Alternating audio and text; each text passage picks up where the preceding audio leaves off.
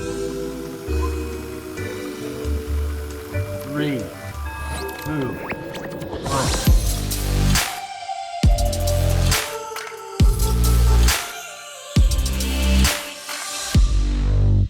Hey everyone, welcome to the next episode of Crossing the Streams. Today we're talking about Avatar: The Last Airbender, an amazing show that I think everyone here is quite fond of in preparation for the live action series that is coming this month, February. Very, very excited. I am your host, Eric, aka Nerd Chronic. I am an advocate for online creators working for Passion Fruit, who focuses on news in the content creation space. Thank you for joining us. I'm going to get into all our guests today because we have a lot today, and I'm so excited for each who has been able to join us. I'm going to start with my good co-host, good friend, Andres Ace Cabrera. You may know him from his channel, First Cut Studios. Andres, thank you for joining us. Yeah, happy to be here. I'm excited to talk about Avatar: The Last Airbender. Obviously, one of my favorite shows of all time. I'm sure a lot of you guys feel the same way. And yeah, excited to get into this conversation. As always. Going to go over to our most tenured participant here, Omni Media. This is the third time in a row. Omni, thank you for joining us. I just managed to watch all the right things, I guess. But Yeah. I didn't get to cover this at all on the channel because I had watched it from when it originally aired to completion. But anytime I have a chance to talk about it, I will not hesitate to bring it up, refer back to it, because at the moment, and I was 15 when it came out, or no, 16. I was 16. I was in my junior year of high school when it came out, and it was just right time. You know, anime was ramping up. Toonami was the thing, and I was like, "Oh, Nickelodeon's throwing their hat in the game. Let's see what this is about. They're throwing fireballs. Let's go!" Yeah. And then it just became so much more than that. The more it went off, and when you're like waiting like year, 2 years between those books, and you're just like hyperventilating, it's difficult. Yeah. and like every time I see a new channel pick it up, and I've pretty much been tracking everybody's journey on this thing, because anytime I see a new channel reacting to it, I'm like, I have to chase this high again, because I'm never going to. It's like, barring live action, animation, transcendent of genre, it's a top 5 show of all time for me. Easily. Absolutely 100%. love it. Yeah, that's the perspective I wanted today. Someone who wasn't in the grind of it, but you have seen what's happened in the wake of it. I'm gonna jump up to my other good friend, Katarn, representing his other channel today, Grizzled Wizard, who is going through the Legend of Korra reactions. He reacted to the show itself. Kyle, thank you for joining us. Yeah, thanks for having me. It's good to be here, everybody. I super enjoyed watching Avatar. I feel like a relative latecomer to the fandom community because I watched it for the first time maybe only a year ago. And as Nerd Chronic just said, I'm on book 3 of Korra right now. It definitely like has an honored place in all of the animated shows I've ever watched. It's like easily in the short list, possibly like outside of animation too, just like in terms of just sheer storytelling, wonderful plot development, and the art itself is absolutely like I always kind of come at the shows that I watch from an art direction angle first and foremost, and Avatar just blew me away in that regard. I think I'm in the majority opinion when I say I'm very cautiously optimistic for the live action show coming up. Yeah. But I don't really hold any stakes in that. Even if I'm disappointed by it, I'll always have the cartoon, right? We'll always have Avatar: The Last Airbender, and it's so fantastic. Of course. Gonna jump down to one of the newcomers of the space, but I have binge watched her reaction. She is a fantastic reactor in her own right. Thank you. Angela from Funny Little Gal Reacts. Angela, thank you for joining us. Thank you for having me here. I have to agree with everybody that Avatar is easily one of the best things I've ever watched. And that isn't just animation, it's television show, period. And I'm looking forward to the live action apprehensively, just because I don't think anything could ever really compare with ATLA. But even if they capture 50% of what the animated show has, I think I will have satisfaction with that. But yeah, I'm looking forward to seeing the characters that I know and love so much come to life in their own way. Exactly. And jumping up to the man himself from Chicago, Sean TankTop. Sean, thank you for joining us. What's going on, guys? Appreciate y'all over here. Yeah, I mean, like hanging out in the in the what was it, like the I think the Northern Water Tribe, you know what I mean, like up next to Chicago and stuff, you know. No, but having a again, great to be here. You know, obviously all of the sentiments said about this show kind of like are felt over here, but also like I think it's just as far as like it'll be very interesting to kind of parse through all of our kind of journeys with the show, and we got a bunch of different ones which I think will be really cool. But like just from a content creating aspect, at least in that sense, it's one of the most impactful things that's ever happened to myself and or the channel. Like it's up there with Game of Thrones as far as like changing the trajectory of like of our lives, you know what I mean, like literally like you know how we you know like how we make a living for ourselves and stuff. But also like that's just kind of the artifice, kind of like that's the over thing, because like it would have been I would have been in my living room like pumping like crazy during like, you know, like the meetup of like Black Sun and everything like that. Like I would have been going crazy regardless, you know what I mean? But it's just interesting that, you know, we have that added on experience with it too. And again, yeah, as far as like the live action, again, yes, very cautiously optimistic. But yeah, I don't know. We'll get into it though. We'll be talking about it because it's definitely one of those things we can maybe when we can untighten our buttholes about this whole thing. Like, you know what I mean? They're super clenched. Super clenched. Exactly. We're just like feeling okay, maybe. You know what I mean? So yeah, we're gonna get there. But again, happy to be a part of it. Happy to be with everybody here for sure. Of course. And then all the way in the UK, our good friend Simon Davies. Simon, I know we talked about how much the show really means to you. Thank you so much for joining us for this conversation. Yeah, thank you for having me. And it's great to meet so many people that, you know, I've watched for the longest time. And just kind of get the chance to talk about a show that clearly we're all very passionate about. And it's also great to see that I'm not the only one who brought my Appa plush. Do we have the same one? Might be. I got Momo representing over here and stuff like that. Awesome. There's the thumbnail right there. There you go. That's it. So, you know, there's no shame in a man in his mid-30s, you know, carrying around a plush. Absolutely, I feel much better. Yeah. Simon, you stop having guilty pleasures once you realize that all of your interests are fucking awesome. Okay. That is true. It's one of the revelations of life that I wish I'd had sooner. Yeah, in your 30s, man, it's pretty awesome. Yeah, no, it's great. And I'm just going through a rewatch in preparation for the new series. So I'm just coming up to the end of book 1. And it's been, I'll admit, it's been a couple of years since I've seen the show because there's been so much going on. It's been great just to kind of dive back into it and just rekindle some of the feelings that I got first time around. So I'm excited to see how everyone is feeling and, you know, all our opinions on things that are coming up. And also, you know, on the show itself that came out almost 20 years ago now, not to make anyone feel too old. Been a while. Yeah. And I guess the old guy in his bathrobe here, Sonny. Definitely the show here. Thank you for joining us, man. I know it's late. Obviously in Denmark, I'm always happy to have you here. Always happy to be here.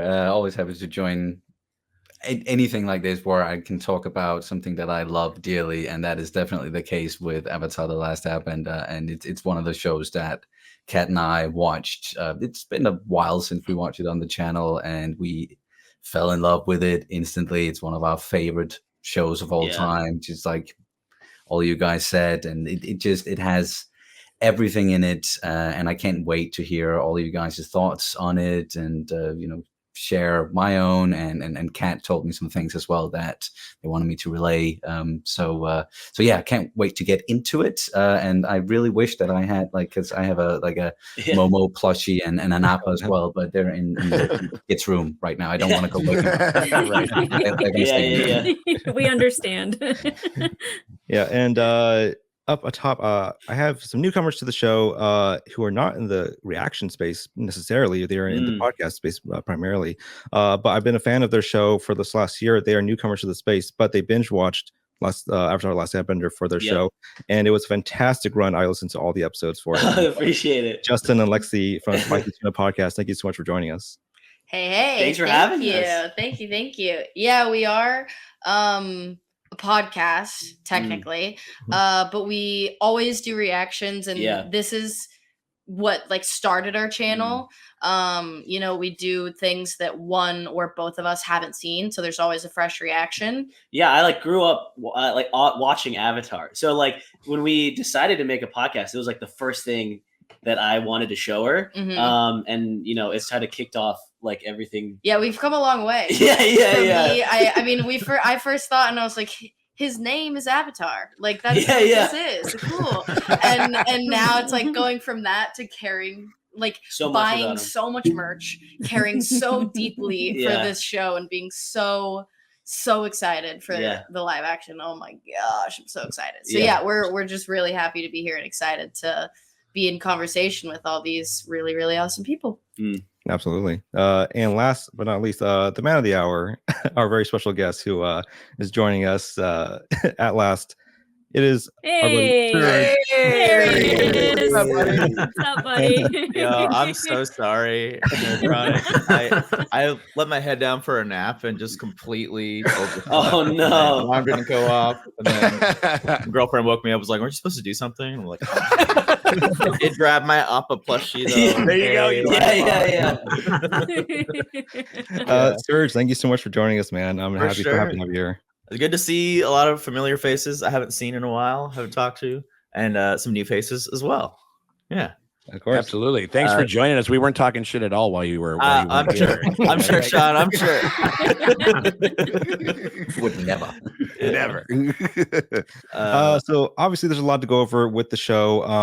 We're going to go over like the 3 seasons, but within that 3 seasons, so much is packed in. Just from our love and our experience with it. I want to start off with everyone's specific sort of experience with the show. And how it impacted your relationship with your channel and why we're here today talking about it in this format. I'm going to start although with my buddy Andres Cabrera. He talks about Avatar a lot for his show, and he's interviewed a lot of great guests about just the themes and complexities of it. Andres, what was your experience with the show growing up, and how it sort of informed your relationship with your online content for it? Oh yeah, I'm with Omni as far as watching this show. I saw it a year after it came out, and I was just starting high school, which is kind of an insane period because Omni, you said it was the perfect time. For me, it's kind of the opposite. I don't know about you guys, but when you're in high school, it's not really that cool, at least not in my era, to watch an animated kids show and to be a big fan of it. But I was, and a couple of my friends were. So watching this show obviously meant a lot to me. I felt like the themes were very powerful. And when it comes to a connection with my channel, it's interesting because I talk a lot about Korra. And I feel like the themes of Korra are, you know, extremely relevant, obviously, as the themes of Avatar are. But I did a rewatch of Korra, and I did a one season, and we kind of dive into that season and talk about the themes of each season. And obviously the same thing with Avatar as well. And it's just interesting to see the evolution of the fans of the show going from a lot of the fans who I knew growing up are obviously older, but also a lot of new fans coming in and appreciating the show through Netflix. I feel like that Netflix premiere is what kind of got a lot of people into the show when they put all the shows on Netflix. And that's what got a new audience involved. And it's a balance of powerful thematic elements, hero's journey. It's about anti-colonialism, anti-imperialism. Those kind of themes are always powerful in there. But it's also about fighting back and a revolution, and about using your gifts and your powers like Aang or even like Zuko to fight back against corruption and against evil. So that's really cool because it has that martial arts aspect. And I grew up a martial arts fan with Bruce Lee and all these martial arts movies I did as a kid. So watching the evolution of like training in martial arts and getting better in order to stop a bigger evil is always something that really got me. And that's why in my channel, I made the top 5 list, the top 5 benders. So I did a top 5 firebenders, top 5 earthbenders, top 5 waterbenders, and top 5 non-benders. because I didn't feel like there was enough Airbenders, obviously. Yeah. But I think it's the definitive list. I got a lot of people mad, but I'm. It wasn't controversial at all. Was Aang number one for all of them though? No. No, I'm joking. Obviously. Yeah. But I have a lot of fun with the show. I feel like a lot of people do, to have those kind of balances of like enjoying the martial arts, action cinema of it all, but also appreciating the themes and how it could resonate now more than ever. Right. And going over to Surge, I know you watched Avatar sort of early on in sort of the normies career, and you mentioned on the podcast how it was such a specific moment in time for you, because it was when you guys were still really sort of climbing up in terms of your content rotation and your scheduling, stuff like that. It was like that sort of like early college dorm feeling type of era of watching things. What was your experience like watching the show for the channel at that time? Yeah, like you said, it wasn't a job yet. The normies were still kind of figuring out how we could make this a whole process and schedule and everything. So we were just watching whenever the crew could get together, and we'd watch at midnight sometimes into 1, 2 a.m. And it just felt like a true binge watch of a series with your friends at the time. So it holds a special place in my heart for that.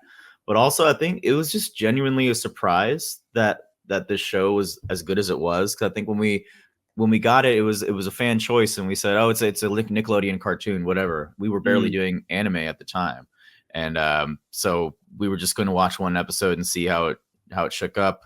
And then we got so interested in the lore, and it was just so unbelievable that a Nickelodeon show, an old Nickelodeon show, could have so much lore to it, and such a fleshed out world that you could tell just from the first episode that, oh man, they really thought this out.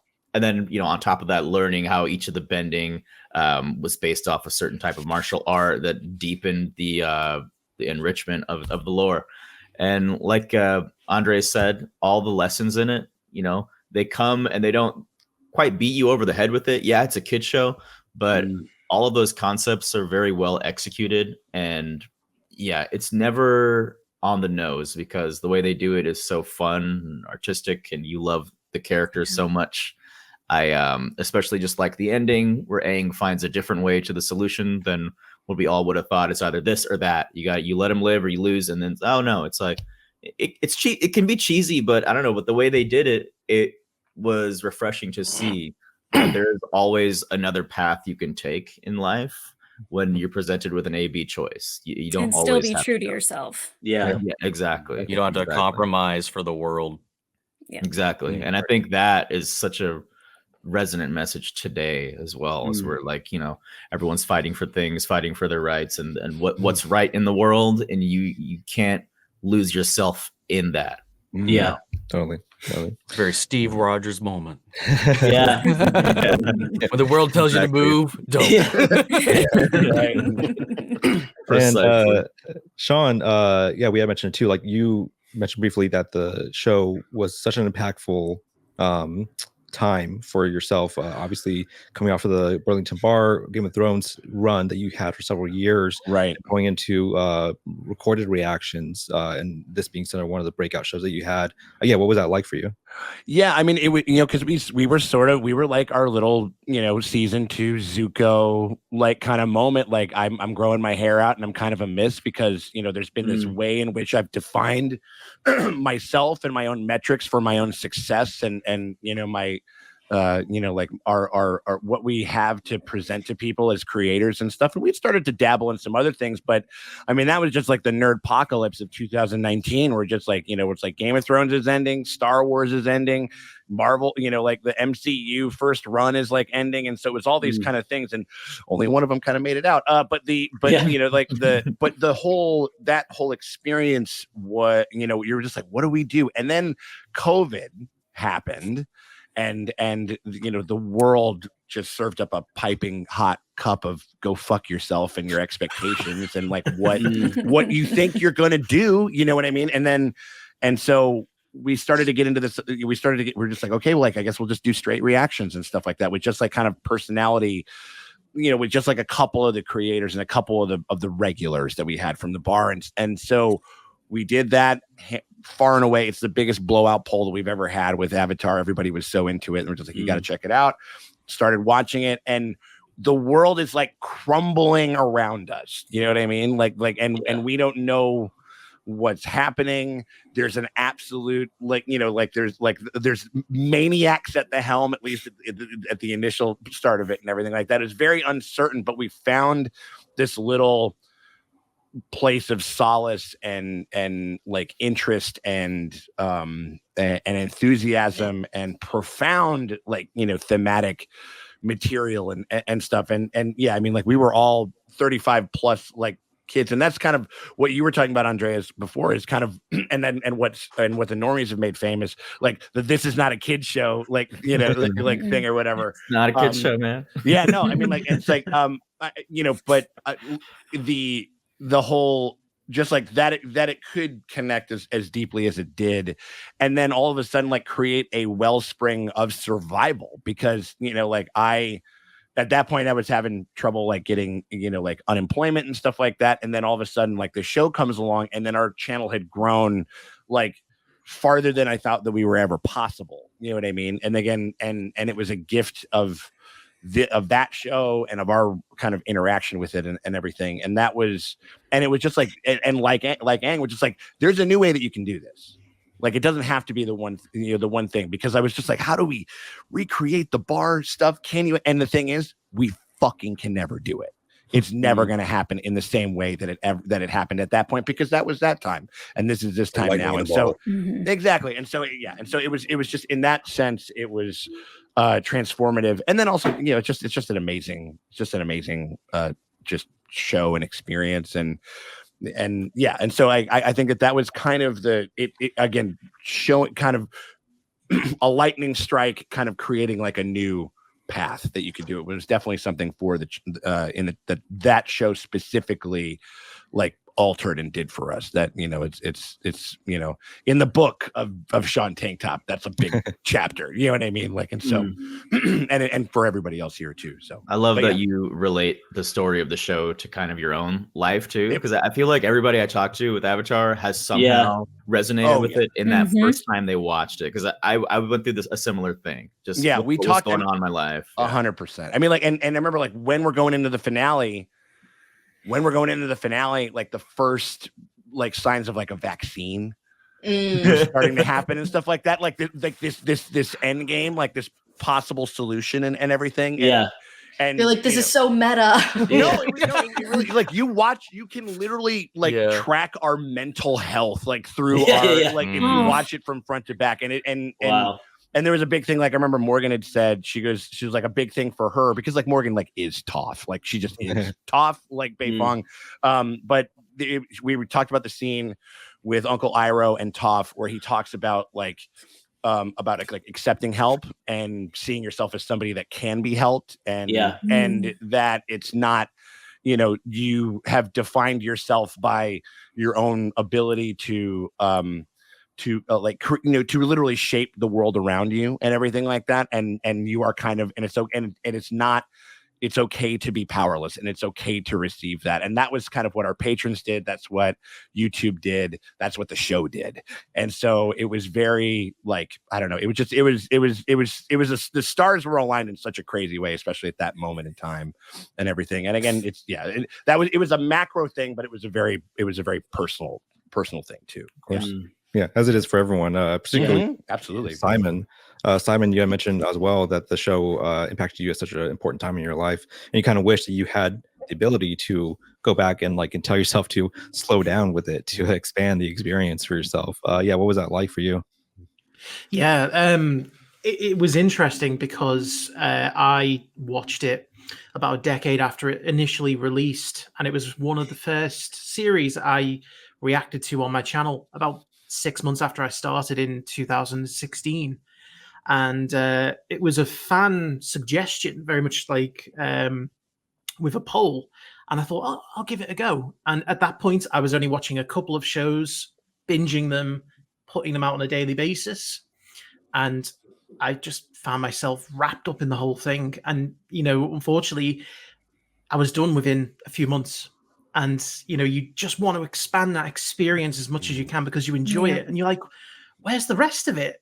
There's got to be more than just 3 seasons, And so But if I was to say perfect to that myself, way too. yeah, and you know, if I was to go back and say to myself, you know, any advice, just take your time with it. You don't have to, you know, by all means, if you want to binge watch it, okay, go for it, but just take your time with it. And I think I regret it more so now, and I'm going to bring up a negative element that I don't know how much experience people have had, because this show also almost stopped my channel, and I very much considered stopping because of the trouble I had with the company behind it. Oh yeah, that'll do it. I knew where you were going with that. I don't know if we want to mention the name of the company, but you know, I remember specifically one day waking up to about 50 emails to say copyright strike, copyright strike, copyright strike. Yeah. There was part of me that said, well, it was nice, it was fun while it lasted. I don't fancy going through all that turmoil just to, you know, come out with a rejection email. And in the end, I persevered and I managed to re-edit things, get them uploaded, but it's in such a disjointed fashion. I go back and look at my reaction videos now, and they're so far removed from the original videos that I put up that it almost feels like it's hollow. And, you know, maybe a little bit of advice for people wanting to start out with reactions. You know, it's tempting to just get rid of the raw files and, you know, the videos in the background. Don't. I really wish I hadn't, really, you know, because now they're gone. And, you know, the only evidence they existed is the shortened versions that now show up on my channel. But it had a massive impact. And, you know, even to this day, and I found this in the last couple of weeks with me rewatching it, I find myself sometimes feeling like season 1 Zuko, very angry, very wanting to lash out at the world. And then, you know, I think of, what would Iroh say to me right now? Yeah. You know? Yes. And I use that to, you know, kind of rein myself in and go, you know what, it'll pass. Just take a breath, have a cup of tea. Yeah. Everything will be fine. Jasmine tea. Yeah, some jasmine tea. Exactly. Right. But that sums up a lot of my experience. You know, it was one of the most memorable, and everyone's touched on it. You know, a kid's show, it is not. It opened the doors to me to watch other shows that I just thought were cartoons. You know, Teen Titans was another show that I mightn't have given it a chance had I not watched Avatar. Right. And so, you know, I appreciate so much the story, and just picking very specifically, one of the things I really loved about the way the story was told was the parallels. The parallels of Aang and Zuko's journey as they go from, you know, the people who they are, whether it's suffering from fear and doubt or anger and pride, and they both collectively find their way through life together to the point where they become the people that they were always meant to be. And you know, the way they structured those episodes specifically to mirror the journeys was so well done, and that's what really allured me in the early part. So yeah, that's kind of my, you know, early experiences with it. Especially in season 1. Do you think that we could ever be friends? And you're just like, oh my god, so good. You know, like, they were seeing it from the beginning. You know, but you bring up an important element for our space, the reaction space, the content creation space, of the copyright issues that come along with trying to put the show out and your compassion for the show, which is actually how I met my good friend Kyle Katarn for his channel, for his Star Wars channel, Kyle Katarn, but also for his channel here, Grizzled Wizard, where he does fantasy sort of adjacent reactions. And Kyle, you were facing the same issue with those reactions, just getting them shot down. So I stepped in to help you out with some of that. And we managed to get through the series together, and it was a fun experience. So what was that like for you, just going through the series once we were able to get it past the blockade, as you say? Well, I mean, first and foremost, it bears acknowledging it. We owe it all to Avatar, right? If it wasn't for the reaction to this series, I would never have made this connection, and probably wouldn't be here with all this wonderful group of people today. You know, I would have continued to be an isolated, you know, an island over there. Avatar absolutely was formative to me getting a second channel off the ground. I'd already established Kyle Katarn. It was very specifically Star Wars content.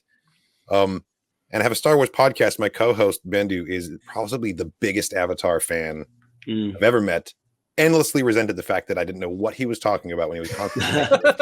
My man has Avatar. He has Airbender tattoos. All right. On Wow. his hands. There you go. Dang. He's that guy. Badass. On the forehead too. He doesn't have that. I got you. No full commitment. You got to sass him. Boo. But it motivated me to like, I want to watch this show so bad. He's told me so many times to react to it that I pretty much launched my second channel just to react to this show specifically. And so when my experience began to be parallel with Simon's, and I, had such a disjointed release of the episodes because there were months in between sometimes, because I had to go back to the drawing board, figure out what was happening with DMCA. I did save my raw files, so I'm happy about that. But there are a lot of things that I look back on it and I wish I could have done differently, but I don't begrudge any of the experience because it was my first time stepping into that world.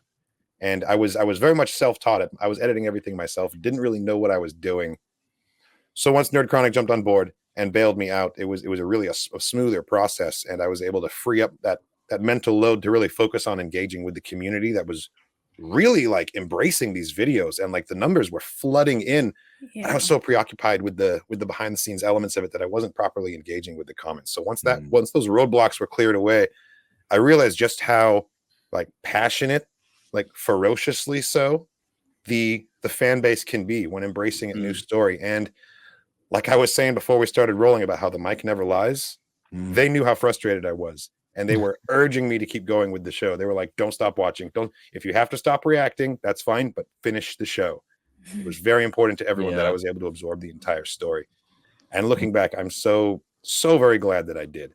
I felt immensely supported by just this horde of strangers who didn't know me, that just like I felt a lot of empathy for what I was going through in that stressful period. And also just, I felt so many people invested in my own personal journey with this show. And outside of possibly Star Wars, I don't know of another fandom that I've felt such an instant connection with so many strangers sharing this journey, and I feel like it was such a powerful experience because even though, yes, it is a Nickelodeon animated show and you would assume that the primary demographic is for children, it has all of those messages that you would expect for children, but they're so allegorical that nothing is browbeaten here.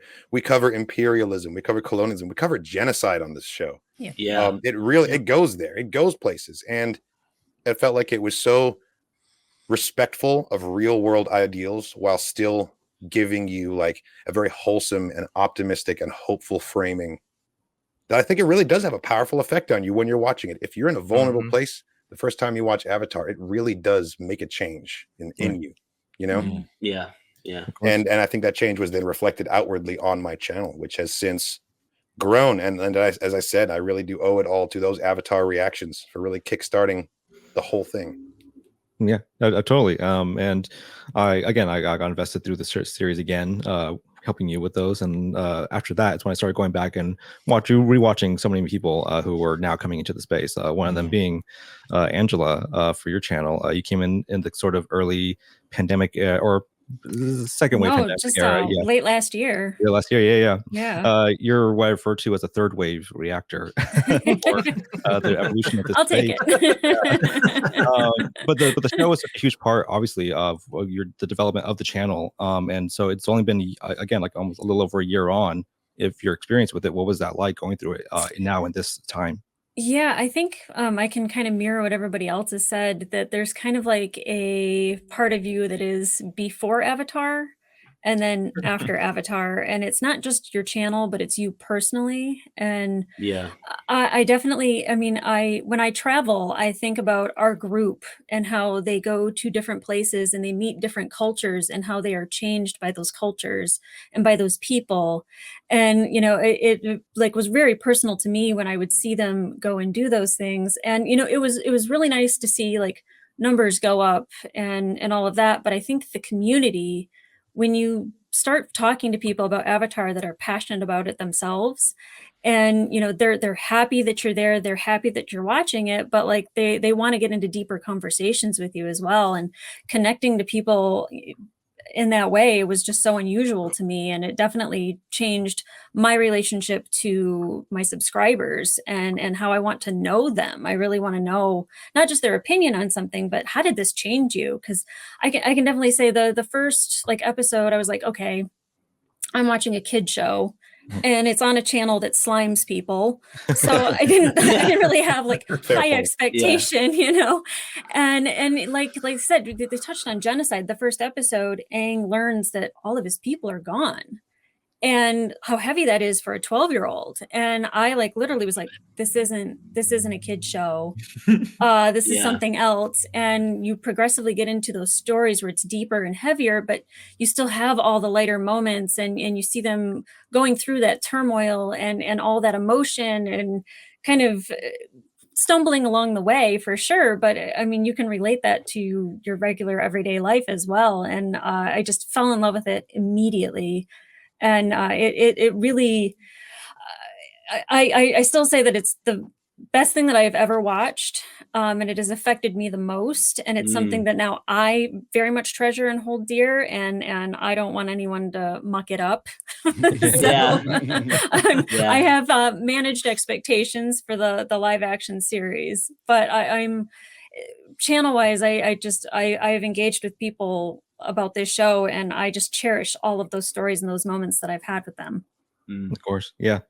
And similarly, within the same very short time frame, Lexi and Justin, for your podcast, the Spicy Tuna podcast, it's only been about a year time of you kind of series. Justin, you were guiding Lexi through it because you were a fan of the show. What was the whole thing like? I mean, it was the first thing I thought of when we wanted to make the podcast. This is a show that I grew up watching. It came out when I was like 8 years old. So I'm fully like, you know, in my backyard bending and everything, and like, you know, in the shower. Yeah, in the shower, like as the water runs over, I'm like, you know, pushing the water out. But it's crazy. Like the show means so much to me, so I was really excited to share it with my best friend. And it's crazy also, like how it's still relatable as I get older. Like, you know, at 8 years old, I really felt really close to Aang because I was young too. And then I kind of like really related to his journey of, you know, maturing and getting older. And during the rewatch, it was crazy. As I get older, I relate more to Zuko. Well, you got hurt. Yeah, I got hurt. So it's like on a personal level, we record our podcast too. First episode, I'm sitting. And it's then, like great. And we're like healthy and it's good. Yeah. Next episode, I completely dislocate my knee. Like completely. And like that's like the nicest way to put it. Like he fucked his leg up. Like my while watching the show? No. Trying to visualize how you do that. That's wild, man. Watch that bending in the shower. I was trying to put some, find some. It was too good of a joke just sitting right there. Yeah. But like, I appreciate you, Sean. It was, and so it cuts to me in like episode 2, and I'm fully in a knee brace. And it's just like my life trajectory shifted so much and changed like rapidly. So now when I rewatch the show and I look at Zuko's trajectory, like how he thinks his life is panning out, and then it just is completely different. It hit really different as I was like rewatching it with her. So it's just crazy how the show, it's still so relatable the older I get, you know, from watching it from a kid, and now I still find so much enjoyment as an adult. So just wait till you relate to Tenzin. Whew. Yeah. Right. Absolutely. No, but you know, it's just crazy. It's like the backbone of our podcast. I mean, we do other like movies and other things, but it really changed because we originally, when we first started, we were like, we're just going to do a show and we're going to watch whatever we want. We don't care about any algorithm or anything like that. Like it doesn't matter. And we had all these other ideas, and then we watched Avatar, and it became very clear of like, maybe we need to live, and we would prefer to live in this other space of, you know, Avatar and animated things and like Miyazaki movies. Like I was introduced to all of these different things, and we want to do Korra, and then now with the live action coming out. And I think specifically for the live action, something that I loved so much about the original show was like the musicality of it all, of the dialogue and how everything goes. So I think I'm excited to see how they do that, and I really really hope that it kind of transcends over. And I think that's probably where people might feel disappointed and they don't know why. They can't figure out what it is. And it's because like that animated part of it has that fantastic musicality that might only be able to be captured in animation. And so that is going to have to change in the live action. And I'm really excited to like get into that. And I hope that they do it well. I have really high hopes just from like the clips and everything. I think it can live on its own. But yeah, I mean, this show like completely changed my life as far as just what I'm interested in now in shows. And it really changed like my taste a little bit in shows and movies and all of that, which is in the best way possible. So yeah, this show is just awesome. Awesome. Of course, that's great to hear. That whole thing. And then Sonny, you I know it was early on for you in the channel that you were watching the show, but similar to Simon and Kyle, the copyright issues were such a huge part of that experience, unfortunately. You're recently re-uploading the series now with re-edits to try to get them back up. Nice. And what's a whole journey been like for you? As you said, it was one of the first shows that we got into after we started with Game of Thrones the last season, and then we did like Chernobyl right after, and then heavy. And then we were looking for something a little bit lighter. Kind of asked people to there we go, genocide, and that's when we kind of asked people to give us some suggestions, and we ended up making a poll.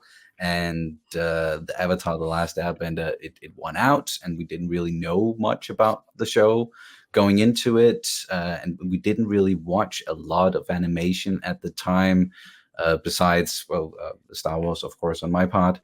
And as many of you guys have been saying here, as soon as you kind of get into Avatar, it's like, oh, this is not just a kids show, and there are so many amazing themes.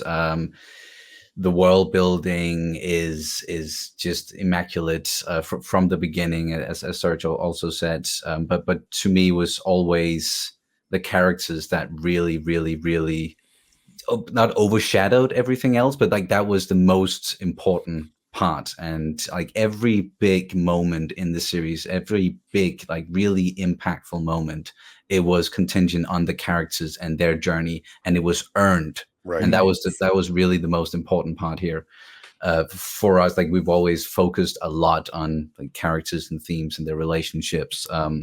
So absolutely loved the series, and also like the fandom, getting to talk to everyone about it, and in the comments, as some of you guys have mentioned as well, like a great community, really passionate community. So much so that when we got to like the end of the second season, and Azula did the whole thing with the on Aang, and everything shifted, and I got unreasonably mad at her. I don't know if it's unreasonable. I was like, no, that's a shit character. I don't like it. And the people let me know that she's a good character to keep watching. Right. Of course, like became more layered for me, and I appreciate her way more later on. They were Uncle Irohing her, like they're giving you Uncle Iroh's advice or whatever. It's like, exactly. Always listen to Iroh. But as you then also mentioned, Eric, the whole copyright issue of it all, and some of you guys have been talking about like how big of an impact this show had on your channel. And back then when we started, like, yes, it certainly had an impact, but because I was not really as, with the editing and everything, there was a lot of, it was a steep learning curve. So as soon as I encountered, okay, these videos are getting copyright blocked, what do I do about that? And I didn't really think that there was much to do about it. I was like, oh, okay, then I just can't upload them to YouTube then, I guess. So instead of doing them on YouTube, I ended up doing there's a link in the description, follow it, and go to, we used Vimeo. Tried that and once. You can watch it over there. And that is, unfortunately, like that whole decision is kind of the source of one of my biggest regrets when it comes to the channel, because looking back, it definitely did not have a big of an impact as it could have for us, both with views and everything else. Because, and I know like views aren't always necessarily everything, but when you try to do this for a living and you have to run it as a business, then it does matter, like how many people watch, and ad revenue and patrons and so on and so forth. So that is why now, as you also said, like I've been trying to go back and re-edit them and re-upload them for YouTube. I've had to take a break because I only did like the first 11 episodes of the first season, and then I unfortunately, like, I just had to press the like just full stop because I was having burnout and depression, and I was like, okay, I either try to keep going and risk just completely burning out, and or I just take a break. So I had to do that, but I'm gonna start the re-upload and re-edit like process very soon again, and now the timing is actually pretty perfect because of the live action. Absolutely, so hopefully those are gonna do better than the previous ones. But at least, like just the show means so much to us, and both of us rewatched it many times, and we didn't want to leave that world, so we jumped straight into Legend of Korra afterwards and had to do like full-on podcasts on it, and they kept talking about the characters and the themes. And it's one of those shows that I can't wait to like show my kid Avatar: The Last Airbender, because again, the whole thing with it's not a kid show, but it is also a kids show. It is also a great entry point into the world, coming of age, and coming of age, and in that way, it's very reminiscent of Star Wars in my mind, at least. When you ask George Lucas, it's like, I made this for 12-year-olds as like an entry point into the adult life, and I think Avatar: The Last Airbender does a lot of those same things really, really, really well. Even genocide in the third episode. I mean, I think you find all of Joseph Campbell's stuff in Avatar, just like Star Wars. Right. Exactly. It means a lot to us, even though it is like just professionally channel wise, like a source of regret for me that I didn't get them out on YouTube back then. But what are you going to do? It's part of the struggle. I think everyone can empathize here, so don't worry. And Omni, I want to save you for last because, like you said, you didn't react to it on the channel because you had watched the series before in your own time, and then you got into your channel and your experience with that. What has your perspective been, I guess, with the show and the fandom as it's existed with all these reactions and it perpetuating itself online, decades after it ended? I think it just goes to show just how well written and timeless the show is. Taking it out of something contemporary, taking it out of our world automatically gives it this like longevity by not cementing it in any one place or time. So like with these themes that are vague enough that they can be brought to, kind of like with Star Wars, it has these ideas that can be perceived one way or the other, but that's because these things that we're looking at are still always happening.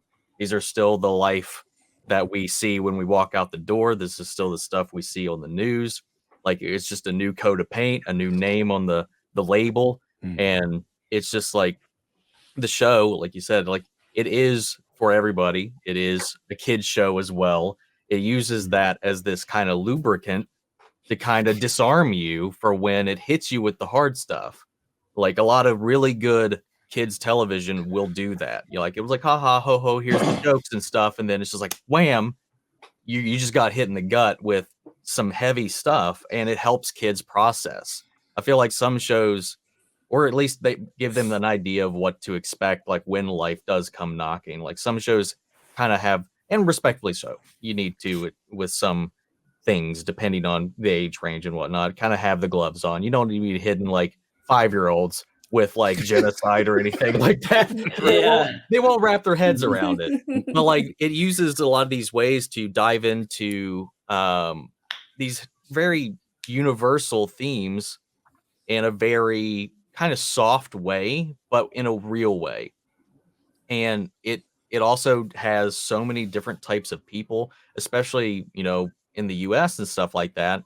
It opened the door to viewing, I think, for like the general populace, for this like these other ideas and concepts. It was very, very Eastern, while not being like diving into any specific like point of view, religion, mythos, or whatever too heavily. It drew inspiration from all of that and showed it such love that it while not being like representation, I thought it opened the way to kind of take the important parts of that spirituality and give it to a country that really didn't have a lot of that, you know. And it's just, there's a whole other way to look at the world, and it never, you know, aside from, you know, Ozai, you know, there's not like the show's not going in being like all these people are bad, you know.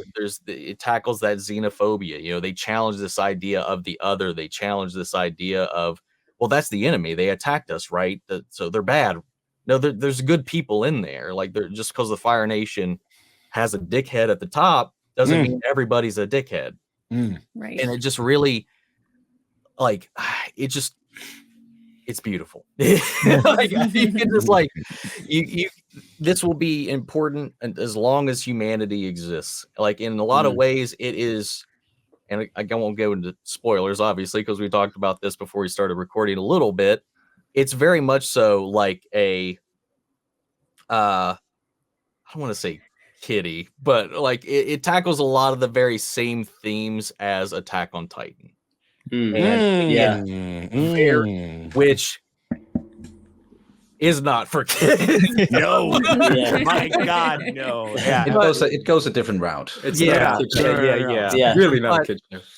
But like, you see a lot of those similar things, and it's just like no matter the generation they have, because like when you have Nickelodeon, they didn't really have a good online presence, obviously, with the copyright stuff here, because I've seen a lot of channels struggle with that, and I see a lot of, oh, I guess this was a re-upload, or the playlist is out of order, because me coming in and like trying to follow all of your all's journeys and various other channels and all that, you can see just how much of a struggle it was dealing with said company. And you know, it's just, you know, there wasn't a really strong outlet for that, because they also struggled with, where does this go when the kind of ecosystem changed? Because when I was watching it when it was coming out live, you know, once we got to that final season, obviously, you know, it was ramped up, it came to a natural conclusion, and as a company, they're like, okay, well, how do we capitalize on this? And the transition, they couldn't really stick. You know, Korra went from being on air, then they moved it to being online only, so you could only watch it on Nickelodeon.com for the final 3 seasons, and then, or no, final 2 seasons, I think, was when it was online only. And that completely killed the show pretty much for the time.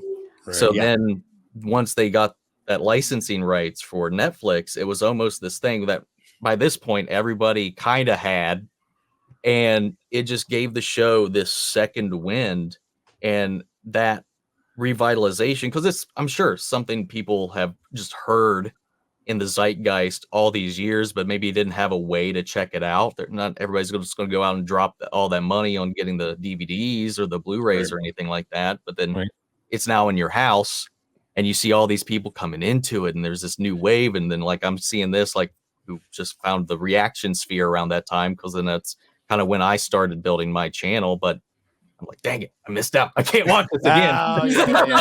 Well, also, I mean, like, it went number 1. Like, you know, a 15-year-old show went number 1. Like, that's crazy. Number 1 you know for what I mean? months. Yes, absolutely. And you see entire channels that were birthed and are still thriving, all because they started with Avatar. And it just shows how strong that show's legacy is for people who just came into it without anything. It's not coming in because they watched it before, they had nostalgia for it. They came in and they saw what everybody else saw the first time around, and the audience just quadrupled. It's just, it's a wild experience, like, from the kind of outside perspective for me. It's so wild.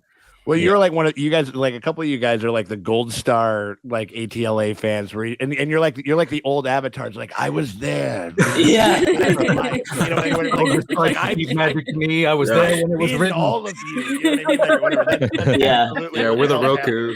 You know what I mean? Yoshi. 100%. Yeah. And I wasn't there. I had a 9 to 5 at the time. Yeah, right. Absolutely. Oh my god. And yeah, I mean, we've brought up so many fantastic elements of the show so far, no pun intended. But it's really just a testament to how much the space itself, the reaction space, has thrived with the show and how much has helped the show thrive with an audience over the years. And I want to sort of dissect also, small snippets of that. Of course, we brought up things already, but Andres, I want you to kind of guide us through that to just touch upon some of the most important aspects of the show. I mean, there's so much I want to get to, and Omni, you hit on a lot, obviously, with the themes. I feel like it's a lot more hopeful than Attack on Titan, which I appreciate, to be honest, because obviously we can watch the finales of both shows, or even if you want to mention the finale of Korra, I appreciate the amount of hopefulness that Avatar brings and that the Avatar universe brings. I really do feel like that's a powerful thing as well. But I feel like what's beautiful about the show, Suraj, you hit on it when it comes to the world building, right? Where it is an original IP. I mean, this is something that we haven't really seen before. This is not a recreation of another show or a recreation of a book that we've probably read in our childhoods. This is something that we all appreciated the first time we watched it. I want to get to our favorites, our favorite characters, favorite moments. But another question I have that I feel like is even bigger, the most important question, is a question that I've been asking my friends of this show for years, and that is, what kind of bender are you? If you were inside this universe, what kind of bender would you be? And it's based on your personality, your reaction in the heat of a battle. Like, I want to know, what kind of bender are you? And then if you can give me a favorite moment in the show, Suraj, that you really appreciate, and that's always resonated with you. Yeah, first off, I would say I'm an airbender. Other people would say I'm a firebender. So, Same. I don't know what that means, but there's so many great moments in the show. Like I said, we all said a lot of personal things happened when I watched this. So I had lost my family dog at the time when we were watching this, and it was right around the whole Appa's Lost days. No. No, fucking rough. That's rough. Yeah, that's rough, buddy. And I always appreciated how the show treated animals. Yes. The animals. That's like a little understated message in the show about how we should be kind to them. And yeah, when Aang got reunited with Appa again, first of all, the whole Jet brainwashing bossing say stuff is crazy. But it was really unclear. Yeah, Right. Nice. I think Aang being reunited with Appa just spoke volumes. Is like I don't know, treating an animal character on the show like an actual character too. It just it's one of the, I know it's like an easy emotional moment, but it just hit really hard with me. So I do always remember that moment. And he's flying out of the sun and everything like that. Like I'll never forget, like just like how I bellowed, like when it happened. That's so good. Yeah, I get it. He's hugging him and like tears coming down his eyes. Absolutely. It was so good. Who knew an animal could be such a source of angst? Yeah. Because it felt like it happened for so long. He was missing for so long. For such a long time. Okay, it's a kid show. They're gonna get him in like an episode or two. You know, like you always expect it to wrap up. Quickly. It was like most of the season, right? Yeah, it was like 6 or 7 episodes. Right. Yeah. Absolutely. Yeah, Sean, I want to jump to you as far as obviously what kind of bender are you, but also what's a theme or a moment in the show that you really appreciate? I would have to say, I mean, like I am an earthbender. There is absolutely no two ways about it. I'm an earthbender. I stomp around. I break shit. Like I'm kind of messy. Like like it's I think that. Like I think everybody and like Iro teaches us and stuff like that, we all have to study the different ways of bending in order to become like a fuller, better version of ourselves and stuff like that. So I think we all have elements of everything, or it's like whenever you get into science and stuff like that, people are always, it's like, oh, you're kind of like this. Oh, that's very Capricorn of you, like, or whatever. You know what I mean? Like, but I'm an earth daddy for sure. Absolutely. And so, but I think that watching the trailer recently, like for the last one they just put out for the live action, and it was when Zuko and Aang learn the dragon dance. Yes. And the synchronicity that Firebending Masters and everything like that, and then there were so many amazing revelations that are kind of wrapped up within that. Was like where we heard about the fact that that Iroh was had killed a dragon. Like there's rumors that he had done something like that, but then you come to find out that he had lied and like that's the dragon that we're seeing, and you're just like Iroh would never, you know what I mean? Like and everything, all these like different satisfying like moments kind of coming in, and then just like the moment of like they drain all of the sound out, and you can just and they're just staring down both of the dragons, and they start to do the dance, and then the that we've been hearing at the end forever. God, it was so and satisfying. Instituted into it. It was fucking mind melting. That was the moment that got me in the trailer too. Definitely. Yeah, absolutely. No. It was like also it's like hold it. Does anybody want to go run like a couple of miles or something like that? You know what I mean? I never cut the credits out early, by the way. In the reactions, I always just sat there. Oh yeah. The whole song. Yeah. Out. And then I started a literal bop. You know what I mean? Yeah, absolutely. So like and so there was all of that, but that was just like, again, it was a beautiful, and also it was just like kind of not really built like on like a confrontation or something like that, which kind of seeds into like how Aang like solves his like final problem and stuff like that. And it's about kind of, and I don't know, it was just like, it was really, it has all these like Raiders of the Lost Ark, like, references within that episode and the lead up to it and stuff. And it's just, I don't know, it was just like, that was a big one. And definitely like one that we all know and cherish, but maybe like that's like a beast. Like that, maybe I don't know how many top 10 moments that makes or whatever it is, but it should be in every one of them, because I remember that, and it's just so satisfying to see those two characters kind of like come together and kind of formulate themselves so clearly. But that was So Earth Daddy, Zuko and Aang learn the dragon dance for sure. It's the first time we see that that like reveal the dragons being the masters. I was right. It's their first time seeing fire made for a different purpose than just fear too. Yes, exactly. Yes, as a destructive force, but as like a beautiful thing. You know what I mean? Yeah, absolutely. Yeah, Kyle, I want to jump to you as far as similar question, but I kind of want to also talk about if there was a character that also resonated with you the most inside the show. Sure. Well, first of all, I would say that on a good day, I'm a waterbender. And on a bad day, I'm kind of a bloodbender, so stay out of that. Okay. Still waterbender. But I was gonna say the Firebending Masters as my favorite, one of my favorite moments too. But falling to my second favorite, I would have to say the Blue Spirit. Nice. That episode, I think it lays down the foundation for, dare I say, the greatest redemption arc we've ever seen. Like, I agree. Such a good character arc. And for me, it really started with the Blue Spirit, and that was the first time that I felt like there was hope for this guy, and that it wasn't going to end in tragedy, and maybe we would get what we so desperately wanted for him, because even though he's so unhinged in season 1, they do a great job of giving you so many reasons to feel sympathy for him before we get to this crossroads. So until then, you're really nervous. You're like, is he just going to suffer and go the villain's way? The whole you so don't want that for him. So I think that really is what the final nail that invested me in this show. It's like, okay, well, if they're doing this with Zuko, I need to see the whole thing, and I need to be there when we finally get that fruition. I think and Zuko might actually be my favorite character, just because his arc is so compelling. Like if you look at every character in the show from season 1 to season 3, obviously there's massive differences, but Zuko is night and day. Yeah. As far as like where he starts and then where we find him, like where he's literally expounding, and we will have a new age of peace, understanding, and prosperity. You're like, okay, hippie, but also that's no, it's so sick. It's so great. In terms of favorite avatar, probably Aang, but I'd hang out with Kyoshi. Oh, Kyoshi's my girl. I want to go drinking with Kyoshi. That's what I had in mind. Absolutely. Can I say something super controversial, by the way? Please. Go for it. I'm listening. I'm not saying that this is what I wanted, but this was my read and what I expected.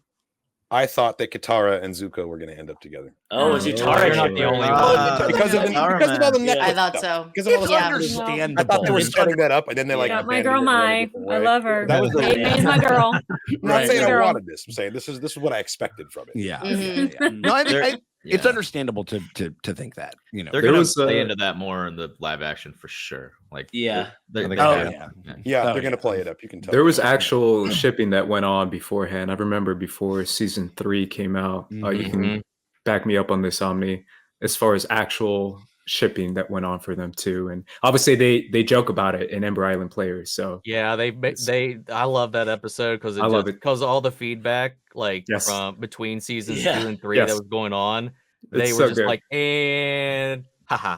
So fantastically self-aware. Scars on the wrong side.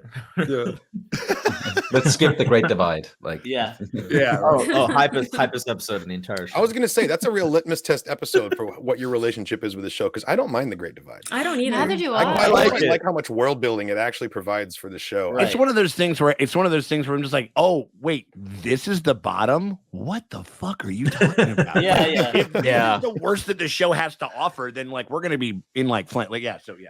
Like at the end of the day, it's worst Contemporary episode is audiences okay. really are in kind of too much of a rush, and I do blame a lot of that on the binge model. Mhm. You Right, know, when yeah. a show is an episodic format like this, there's no such thing as a filler episode, because the point is the journey and It the things is. we learn along the Yeah. way. It's not necessarily like it has to be like main story. Right. And this I would say it's a contemporary audience issue where we have this demand that the plot must constantly move forward. Mm, And if you want to have an interlude, or you have to justify it. right. It's like, well, that's the Yeah, it's the used to be biggest. that was fine, uphill- and there was nothing wrong with it. But I feel like Mm. the Great Divide is one of those that gets undue criticism because it doesn't match the contemporary model of rolling out shows.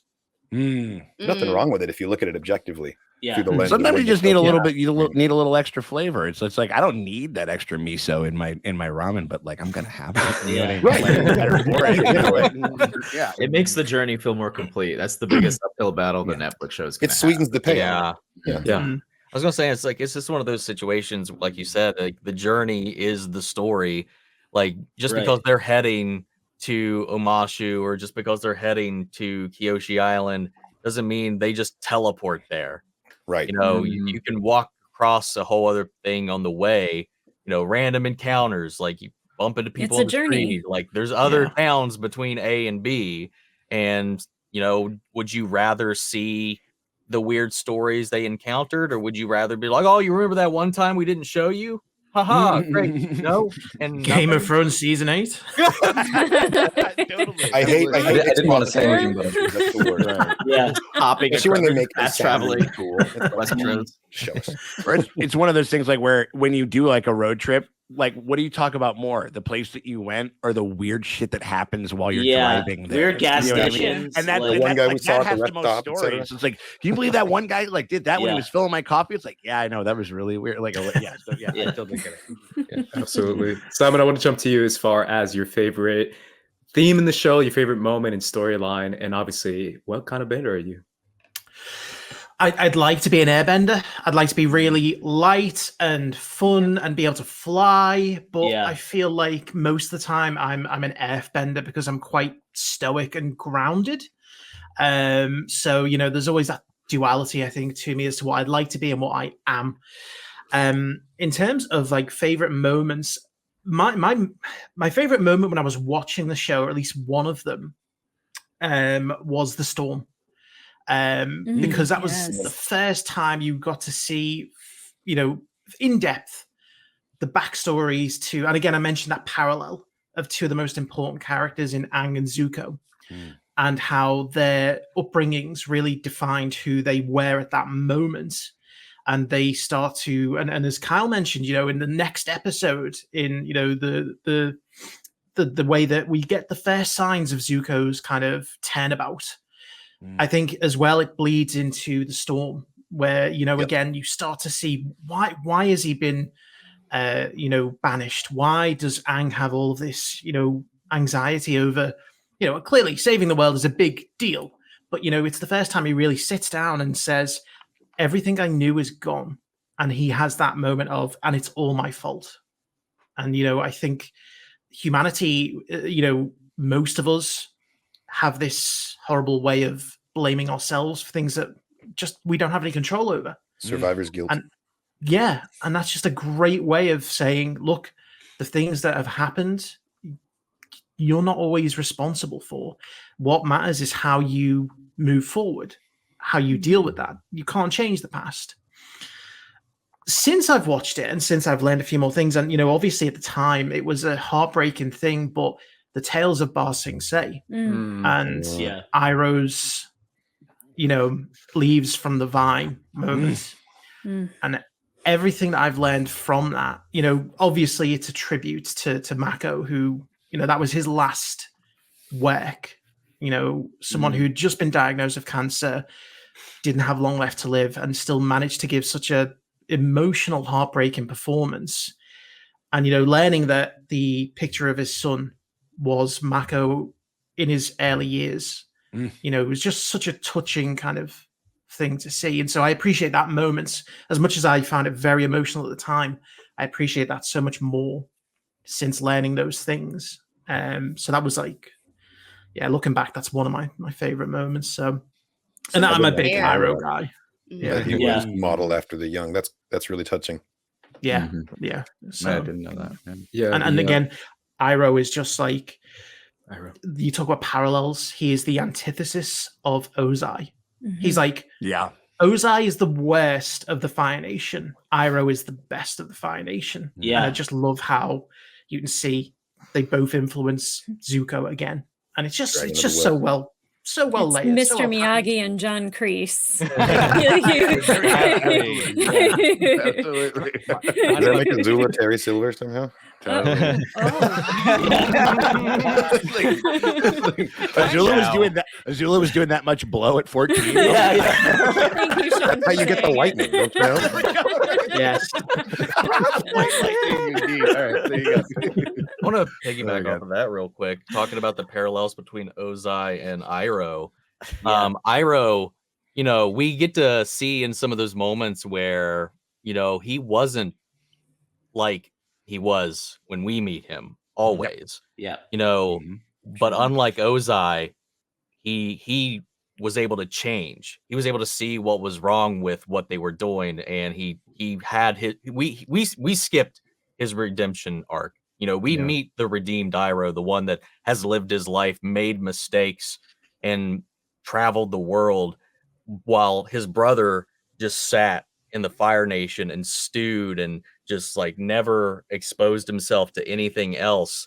And you kind of get to see just those different parallels between those two and just how that contrasts them as well. It's just so good. It is, yeah. Everything will end with so good. I want to jump to you, Lexi and Justin, as far as a moment that really stood out to you in the show and how you guys would define yourselves as benders. Yeah, go for it. I think I'm a waterbender. I think I am. I have a knack for the flare, but not quite fire-y like that. But I loved all of the waterbending, the idea of, you know, the healing aspect of it all. I just love all of that. And I think probably one moment that always sticks out to me is when Zuko finds out that he was an Avatar's grandson, or is an Avatar's grandson. Oh, right. And it's that like, it was so special to me because it was that like that dawning and that realization of you're so much more than you ever like thought you were capable of or what you were. And it's that like crossing the threshold, like stepping into all that you have, and knowing that there is so much good in you, even if you feel like shit. And that was, I mean, something that really like hit home with me this last year, really, when we were watching it. It was just that like coming into adulthood, stepping into all that's meant for you. And it was one of those moments also in the show where, you know, we've said it, like, this is not a kid's show and whatever, but I was like, this is so adult, this is so mature, and also just the storytelling of all of that, like the lore building up to that was just like insane. I mean, I was still this entire time, the whole first season, I thought it was based off of a book. So then when it like when I realized that it wasn't, I was even more just like, what? How the fuck did they do all? I don't know. It was just like, it blew my mind. But that is one moment that always sticks out to me. I would say I'm an earthbender, similar to you, Sean. I've had a lot of downstairs neighbors tell me that I stomp really loud. I lived with this guy. You're planting your base. You know what I mean? I'm a pacer, and I've definitely like discovered a note on my door telling me to stop. So I definitely think I'm an earthbender. I think one of my favorite moments is definitely the Zuko being sick episode. I just really enjoy. It's just super trippy, but I also just really enjoy the visual of just the tugging in Zuko's nature and his two sides just fighting constantly with one another. And definitely when Iroh says, you're going through a metamorphosis. I don't know. I feel like that hit really home. I mean, back to my knee stuff, but like as I was doing physical therapy, I don't know, that just kept ringing in my head that you're going through a metamorphosis, and after this you'll be the beautiful person you're meant to be the whole time. So I think that moment in particular just really hits home now and is probably one of my favorites. So yeah. Yeah, absolutely. I love how, if I'm remembering this correctly, I like how it's the blue dragon. That's and the red tempting him. It's really interesting. Angela, I want to jump to you as far as a theme that's always kind of resonated with you, and maybe if you can drop a character as well that you appreciate. Oh, yeah, definitely. I would say the Day of Black Sun, when Zuko redirects the lightning. Yes. Great. Everything leading up to that moment, there was such a catharsis when it happened. Yeah. I think I let out just like the most guttural yell. I was so excited about it, but like just all the pain that he had gone through, and his father essentially wanting him dead, casting him out, he's willing to kill his son for power. And then trying to gain back his honor in a way that like he thought would make him honorable to his father, not really to himself. And in that moment, taking control of his own destiny. And I think that it was, like I said, so cathartic. And there was like such a relief that like he made this choice, he made it for himself, and he said it to the person that, was the person that was pushing him in the wrong direction the entire time. So for me, it's definitely that Zuko moment. He's my favorite character. There you go. Favorite story arc. Just everything. Zuko from the very beginning, I was like, this is a hurt kid. This is not normal for a kid to be this angry at that age. And the more they showed of his journey and why he felt that way, the more I just knew he was a broken boy, and he just really needed to like discover who he was, not who he was expected to be or who he thought he was supposed to be, but to just be who he truly was.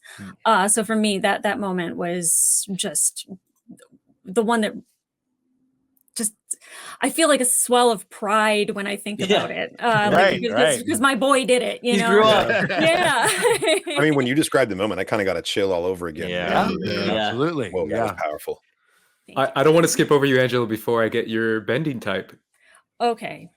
So I would love to be an airbender and be light and carefree and happy and all those things, but I really think I'm a firebender at heart. I got that fire in my tummy that just, my temper, it shows. I could be a little Azula-ish in nature. So okay.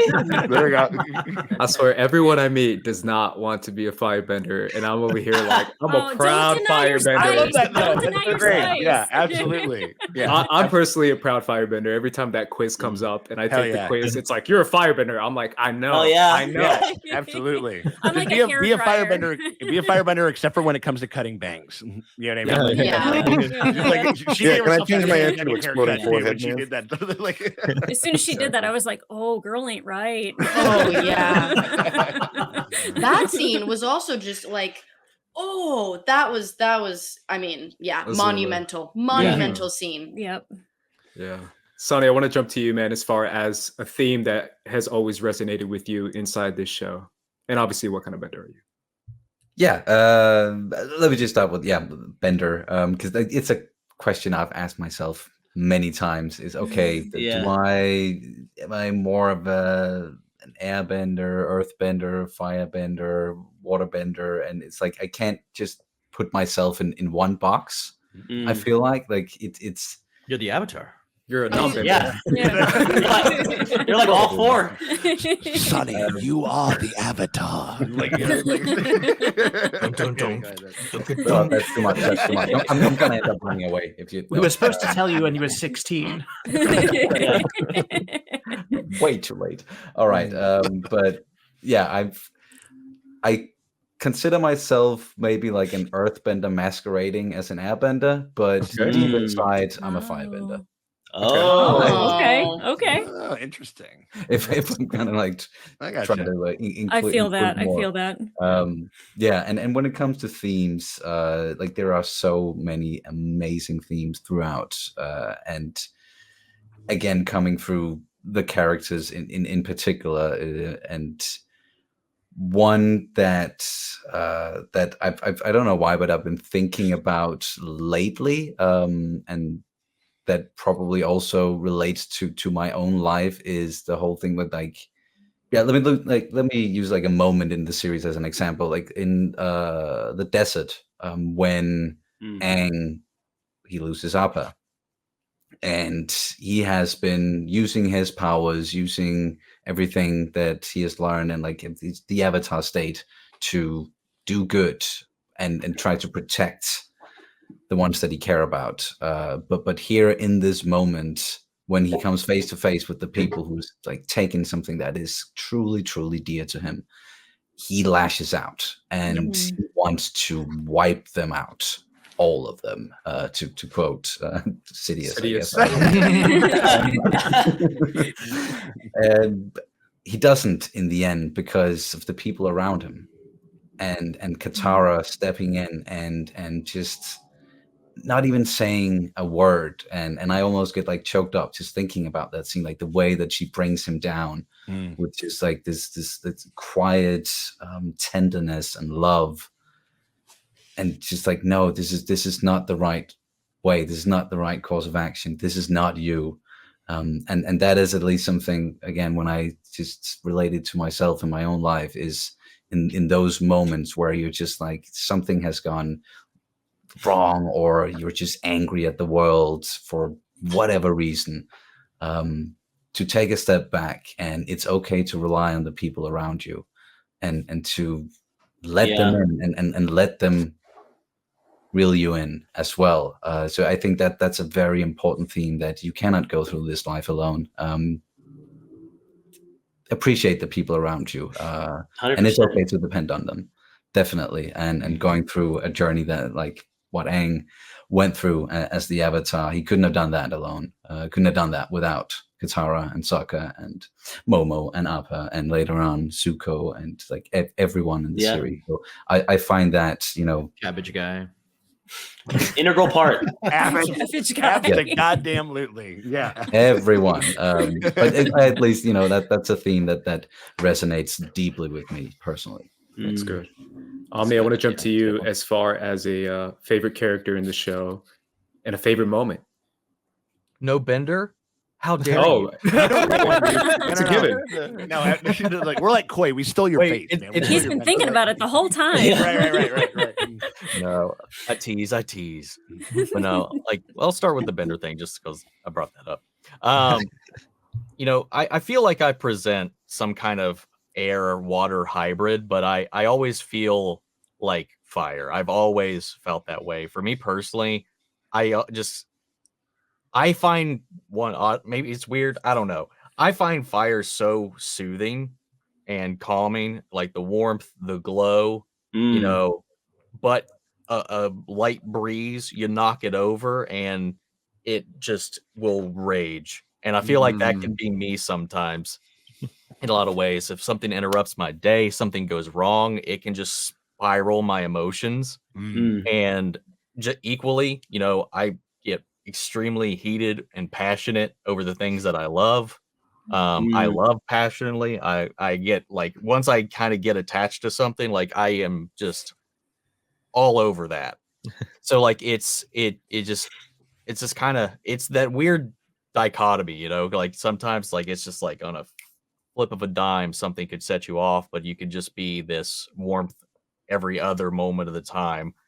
it's a weird balance, and that's one of the things that I really love. Like, you know, we mentioned and talked about before with the firebending masters, and like that it's not just destruction and it's not just anger. Fire can, like the color red, can represent so many positive things as well. I don't show every emotion that I kind of have a lot of the time, which is kind of where I feel like people will probably see me as like an Aang or as like as maybe like a Sokka or something like that. But I've always related to Zuko, and he's like my favorite character. Like one of the main reasons is I've had a very contentious relationship with my father growing up. So like when that was revealed about his story and the way that he's struggled with what does that mean about him and his value, and where does those feelings go, and where does he redirect that energy, and then figuring out how to come back from that whole thing was just one of my favorite elements of the story was that. And I want to pick like a more low-key moment that I don't feel like a lot of people talk about too much, which kind of is accentuated by that. You know, we talked a little bit about the differences in Ozai and Iroh and the way that they've both raised and not raised Zuko. One, you know, being a little more open, the other one just kind of pushing through with strength and fear and all of that. And one of my favorite moments, one of the ones that I always kind of really look forward to seeing how people react to, was at the Boiling Rock when, you know, they're escaping, they're about to fall into the thing, and then May just cuts in and stops and helps them escape. You know, somebody who is so afraid to let herself feel anything or feel excited about anything or even really truly love anything in a society that promotes fear and rules by fear, and her own friendship is based in fear. When she was like, I love Zuko more than I fear you, and just showing how strong that moment is. And she was willing to just risk it all, like, for consequences be damned in that moment. That was where she finally woke up, and that moment always gets me. She thought that she was gonna die. That's beautiful. I mean, like, even though they never really say that stuff, they don't really, you know, kind of broadcast it. Like, nobody vocalizes in that way. She was just like, I'm making like 50 cents and I'm ready to die. Like, you know what I mean? Like it's happening. You know what I mean? Like, and and then it's just followed up with the 1-2 combo of we're all about to just pow, and then Kylie backing her up just shows that, like, you know, if you try to exert control over people with fear, all it takes is an opportunity and they will turn on you. And that is not a way to build your foundation, because that foundation by its existence is broken and shattered, and you're just waiting for one of those cracks to finally give. It's such a fantastically satisfying moment, specifically with May standing up to Azula too, because she spends the entirety of her relationship with Zuko desperately trying to get her measured personality to rub off on him a little bit. And in the end, what happened is his passion rubbed off on her. And she fully became more like Zuko without realizing what was happening. And it's such a satisfying moment when she finally stands up for what she feels strongly for. A couple cute days at the beach, man. You know, beach days. It kind of comes out of nowhere too, because to me, she's kind of a secondary, maybe tertiary character, and you weren't expecting that kind of development out of her. And you see that, you're like, oh wow, and then that's the precipice of Azula kind of unraveling after that moment too. Because she's still like rich girl, like blasé, like I just want to feel something or whatever. You know, maybe it's that cool, whatever. It's like that whole thing. You know. I was so happy when that happened, especially again back then. I was not fond of Azula, so it was like anything. I hated it. It was a satisfying moment. Such a great antagonist. Even when impressed with how much empathy they were able to make you feel for her in the end. Yeah, with all the crying and broke screaming. for Azula, and I hated her so much. Yeah, and that is fantastic writing. Kind of felt pity. I know when she's just screaming there, all tied up and everything. Sorry for her. There was no moment of gloating for me. Like, haha, I was like, oh, you poor girl. You know? Yeah, for sure. Which, I shout out to LM Reactions. I asked them to be here today, but they have exams right now, so good luck to them. Ace. They were, obviously bawling their eyes out when that happened for Azula because they really empathized or sympathized with her. And that was actually be my pick for one of my favorite moments in the show is like her breakdown. It is again the whole kid show thing. It's a really dark ending to a character, which is that she just goes like insane and she just has like a breakdown. That's the last we see of her.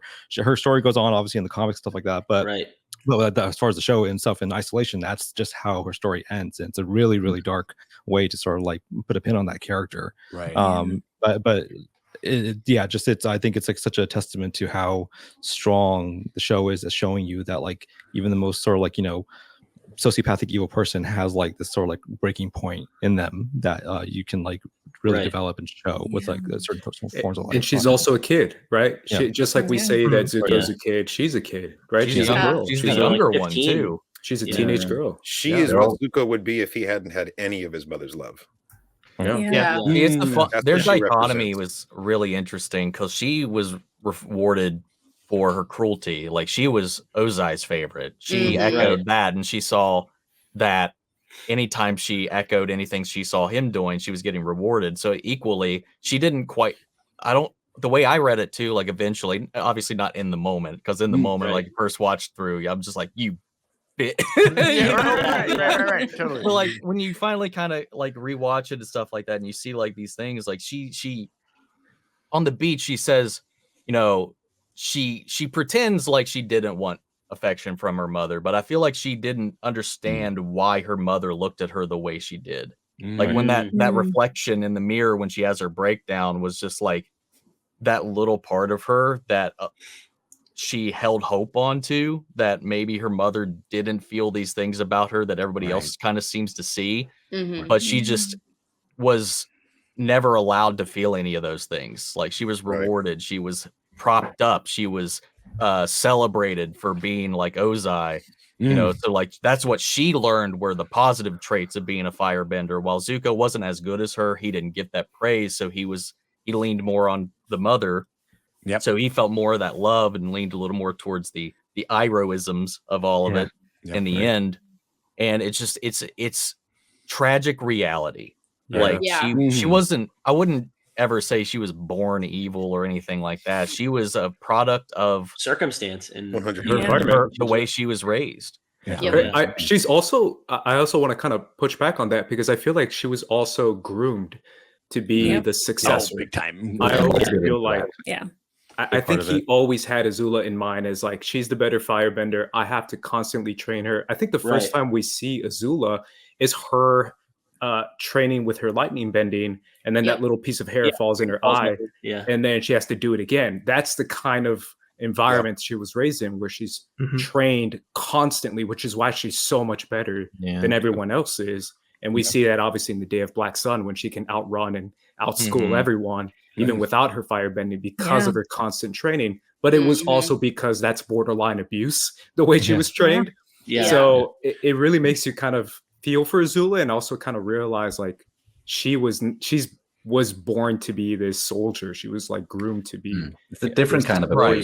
The way she was like groomed that whole life really runs parallel with Iroh giving instruction to Zuko too. He's really setting him up to be a better ruler someday than his own father, and they are both receiving instruction at opposite ends of the spectrum the whole time that we know them. There's a little bit of like a sibling rivalry between them too. She's seeing Zuko getting punished for not living up to the standards of their father, and so she's got even more drive now to prove herself. And it's like, oh, I'm the better child. You know what I mean? So there's a little bit of that psychology of how you're raising two siblings together too. Well, if you go back to before Ozai took the throne, when their grandfather they were putting on the demonstration, like it does. She was, I do feel like at that point, just naturally way more talented. I mean, she was a prodigy from what they said, in the way that she gravitated towards firebending, and she was younger than Zuko. And we saw that demonstration, and she was like, she put off her forms and all that kind of stuff, and then Zuko went up, and it was just like, it was a little nothing. Like, it just like, that's another one of those things where, like, I think that's one of where Ozai automatically, just by the nature of seeing his kids grow up, I think he was like, that's the one that I'm going to have to worry about and kind of keep my eye on. And you can kind of see it too. Like when we finally see when Zuko gets his scar, like that, I remember right. I'm pretty sure that's the first time we actually see her before we ever actually know her name. Yeah. She's smiling. Yeah, when he gets burned and beside Iroh, just this crazy chick just going, yeah. Iroh can't look, and she's like, give me more. Yeah. I'm so curious how that'll develop in the live action show, because she's going to be there for season 1. How that's going to work. Which is what I want to get into for the final segment of this is like obviously our expectations and hopes for what the show's going to be. To preface that, I think we've all kind of like been following the news of like the show and like some of the changes that we made from it, from the sort of fake and ambiguous press releases that they've spoken about it. And like the thing is, like the show has such goodwill built into it. I think everyone here is going to go into it and give it a fair shake and like see like how they do with this. And I think, as Angela said, if it has like 50% of what the cartoon had, like it might be a success in its own right. But there's obviously things that they'll have to adapt and change because it's not the elongated sort of format that we are used to. So I want to see how it pans out. But for Surge, what has been your sort of thought process going into the show as it's coming out in a couple weeks now? Initially, years ago, when Michael and Brian, the main creators of the show, stepped out of the project, I was very much reluctant to support it, and I was like, "Wow, what the fuck are you doing, Netflix?" Bro, you did a Mr. Smith Goes to Washington on the internet for that shit. Like, you stood on business. That was amazing. I had some fireball shots, and I just turned the camera on. I feel like my opinion has been changed a bit, because as I saw the casting news come out and the respect given to the different ethnicities, and the care was definitely there without question. And these kids are built different. They're very good at what they do with the fighting scenes. Like the guy who plays Zuko, it's a video of him as a kid just doing all these flips and crazy shit. So I have no doubt that like the action will be great. With the whole press releases coming out of them saying this is supposed to be like Game of Thrones, or they wanted to cater it to a different audience, it's a little bit unsettling, but I would hope that it doesn't taint people's expectations, because expectations go such a long way sometimes in how you're going to enjoy something. I'd say let's just watch it first, and especially because when it comes to adapting anime or show or cartoons and whatnot, I just feel like the audience never knows what they want, because the criticism I was hearing is, why do we need a 1-to-1 copy of this show? The cartoon's already perfect. And then they're like, okay, no, we're going to remix it a little bit. And then it's like, oh, well, why are we remixing it? It's no, you're not going to win. One Piece kind of got lucky, I think, because I don't watch the anime, but apparently the cheesiness kind of plays into the tone of One Piece, I guess. And it kind of worked perfectly for that. But with Avatar, I'd say like, let's just see what they do. I watched the trailer. I watched the same trailer everybody else did. I didn't get any Game of Thrones vibes. Okay, maybe it's just something stupid that the producer said. Let's just see what happens. Yeah, that's all I'm saying. I think Game of Thrones is touted as a model of audience hype as well as just like the actual storytelling format. That may be what they meant. Right. Yeah. It doesn't have to be like, the storylines. It's just as far as like creating that energy with the audience, like appealing to all types of people. So that's it. Expectations, guys. Let's just keep it level. Let's watch it. And Sean, I mean, obviously the same reason that you being so attached to the show and sort of dissecting it so much. What are your thoughts going into it? I mean, well, I cautiously optimistic. I think it was one of those. I think again, like Suraj was a very nice, like just a perfectly kind of like just a great flash in the pan as far as just like what our anxiety about this whole prospect and everything, but then like again they just would slowly kind of win us over every piece of like new casting thing and all that other type of stuff.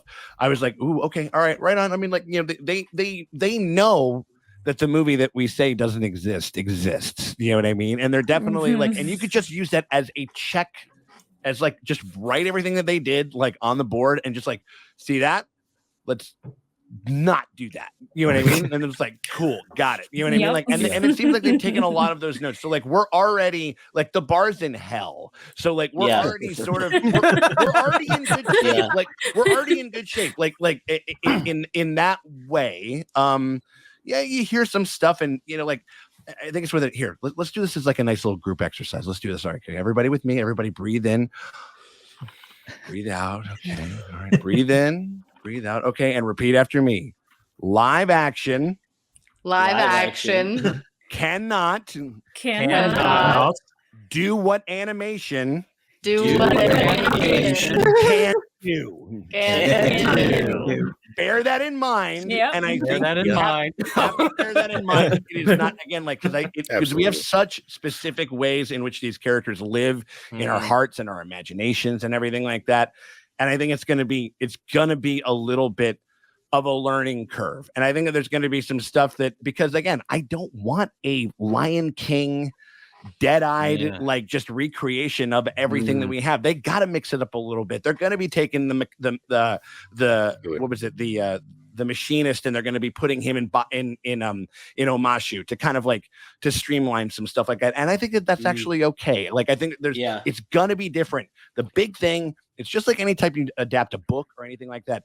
Do they get the essence of these characters? Because every single thing that we have talked about, everything that is genesis on what makes it important is because of the fact that it's a character beat. It's a plot beat. They learn things, they achieve things, but it's with the characters, and because we buy into those moments because we love the characters. If they can nail and if they can capture that essence of who they are, while being different and while being their own thing, then I think that we're going to have something that can at least be okay. You know what I mean? And like, and so I think that that's sort of like where my head is at, you know what I mean? Or at least how I'm trying to think, because it's like, there's just some ways in which they do it that are just like kind of not going to be able to do the same thing, but that's okay because it's a totally different thing. It's a totally different medium. And I mean, like, and I'm hoping for it. Like, I'm not, there's definitely some people that like, they're showing Ozai's face in season 1. And I'm like, it's a whole other freaking show. Master Chief took his helmet off. Yeah, right. Yeah, you're just like it has to be, it's going to, and has to be a little bit different. And that's okay. Again, what would Iroh say? He was like, again, we still have the show. We still have, it's right there. It's right there, sitting in your cool, like on your desk or on your Netflix thing.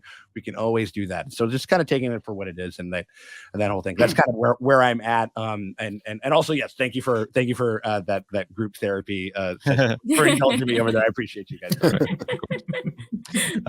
I'll give us a chance to say bye to Sean. Yeah, I'm gonna head out. Thank you for having me, guys. Much love, guys. Thank you guys. I'll see you guys. I'll be very, very excited to see the discourse that we all are going to be having like throughout this whole thing. We still have the movies coming up too, right? Next year too. Right. That stuff is on the way too. We should make like an Avatar con or something. We gotta do it. It's hype enough to have its own. Hell yeah! I do think like I know the resurgence on Netflix made a lot more hype, but I do think that like we are also in a way responsible for, without a doubt, the resurgence. I think so. 100%. The fans telling us to do it, us obliging the fans, and that's It's a reciprocal kind of thing. We helped boost it in the algorithm. The Nickelodeon's like, maybe we should go back to this well. Totally. Yeah. See you guys. Bye. Take care. Great seeing you again, man. Bye, guys. Great seeing you, Sonny. See you, Angela. See you, buddy. Be on time next time, Suraj. Oh. As he checks out. No. He knows I love him to pieces. All right, I'll talk to you guys later. Bye, guys. Bye, Sean. Yeah, so we had to say goodbye to Surge and Sean. So thanks so much, guys, for hopping on. If you see this after the fact, Kyle, I want to jump to you now. Obviously, a lot going into it. You're pretty fresh on the show itself. Have just finished this past year. What do you think about the changes and stuff they have going on for the live action series? They do leave a weird taste in my mouth, but I also understand them because it's a live action adaptation. The storytelling does have to unfold in kind of a different way. That being said, like, I'm definitely like invested. I'm going to watch every episode of this show, but I don't have like a clear set of expectations for what I need out of it. There's things I want. I want to be entertained. I want to enjoy it, but I don't think there's going to be a level of disappointment. That's not really a factor for me because just like Sean just said, just like Serge just said, it's right there, right? We've got the old original show. We can always revisit it if we want that. When I react to a show, I kind of come at it from the angle of art direction and production design first and foremost, and then I'll go to like within that is character design, and then the writing, then the plot elements. And I think as long as they're able to nail it visually, for me, I'll be entertained. And then the rest of it, the experience is almost like an academic exercise. You know, like I'm looking forward to comparing and contrasting how a scene takes place in that show versus the original. Yeah. And kind of mull over the changes they made and kind of decide if I like them or not. And that alone is kind of a fun prospect for me. So if they like the Machinist suddenly being an omashu, you know, like I don't think that's going to bother me necessarily. I'm going to have to wait and see how they implement it. And then I'll probably have some thoughts about that one way or the other. But as long as it looks visually cool, and we all watch the trailer, like it looks fantastic just on a visual level. You know, dialogue notwithstanding, character development notwithstanding, that is going to have to come later once we're watching it. But like, I'm already sold on a visual level, and I think that's all that I really need out of it. I'm prepared to be blown away. If I'm surprised in that way, that's going to be fantastic. But I won't be disappointed if it doesn't live up to the hype of the original. Of course, yeah. It's a great way to look at it. Very open-minded, as the show would ask of us, I think. Yeah, I'll let you go now yourself, Kyle. Then you got to take off. Yeah, it's great to see everybody. Thanks. Bye, Kyle. Take it easy, man. Bye, Kyle. Take care. Always a pleasure, dude. Simon, again, the show being so personal to you, you've expressed your concerns online about, you know, what could these changes mean? What do you feel going into the series in a couple of weeks? Yeah, it's an interesting one because I'm trying my best to not read too much into the changes and what's being said and, you know, everyone's expectations, because I want to go into it as neutral as possible. And there's been some really good points raised about it doesn't matter if it's good or bad because we still have the animated show. And, you know, adaptions are very different to things like sequels because, you know, you are just retelling a story in hopefully a different and unique way. And sometimes I wonder if it's just people who are involved with the show maybe not being able to express themselves very well, or it's being taken out of context because, you know, unfortunately there is a tendency to twist things if it's going to make a headline. So I'm trying to reserve judgment. Yes, there are some concerning statements that they've made around the potential to change some of the core elements. And again, if we take, for example, and talking about the sexism issue with soccer, which on the face of it, you would say, yes, okay, it's good that there is less sexism. And I think that's what their intention was, to say that we're not going to have it as blatant. We're not going to remove it because it is a core element of soccer's character. It won't be as heavy-handed. Or overt. Yeah, he's a teenager. And that's his culture. Teenagers, he's the only male member of that tribe. He has ideas because, you know, he is a bit ignorant. He's a kid. And I'm sure that we've all had some opinion that we've now grown out of. And the great thing is that that's his early character development, is how he grows out of that through his experiences, you know, with Aang and Katara and everyone else, you know. And one of the earliest episodes, the Warriors of Kyoshi, I can't see how you do an episode like that unless you already have Sokka's, you know, I hate saying it's sexism because it sounds like it's a bad thing, but it's an innate opinion. And I don't see how you can do an episode like that unless you are faithful to his flaws. So I'm trying to ignore what's been said. As Kyle mentioned, visually, it looks stunning. I think the casting from what we've seen is spot on. And as long as no one calls him Ong, I'll be fine. Yeah. We're off to a good start. Oh my god. Yeah. You know, I think another issue people have touched on is saying, well, how can you fit 20 episodes into 8? And I'd say, well, look at the episode lengths, 20-minute episodes, and this is going to be 45 to 60 minutes, depending on how they want to run credits and things like that. It's not going to be an issue. It's just about how they structure it. Again, how they like to mix things in, because it's not going to follow that same exact pattern. But as long as the theme and the core of the show is the same, it won't matter. I'll be happy with it. People are going to be angry online anyway, so why does it matter? One Piece did well that constricted, that truncated 45 episodes into 8. Yeah. Whoa. Yeah. Jumping over to Lexi and Justin again. What do you guys have expectations for the show going into it? Again, since you watched the show so recently. I feel like, like Sean mentioned, the 2010 movie really set the bar so low. Yeah. So I'm like, saying Aang instead of Ong, we're already off to a good start. But I really hope that it also can like live on its own, like have its own legs. Because I feel like the show might also be a lot of people's intro to Avatar in general. Yeah. So I'm like, is it going to be entertaining for someone who knows nothing about Avatar? Like I think sometimes with adaptations, they're banking on the pre-existing fan base, which obviously makes sense. But I really hope that it has its own legs. Because people are going to watch the show, and then, if it's bad, they might not want to watch Avatar at all. That's their first intro to it. Yeah. I felt the same way because I love Cowboy Bebop so much.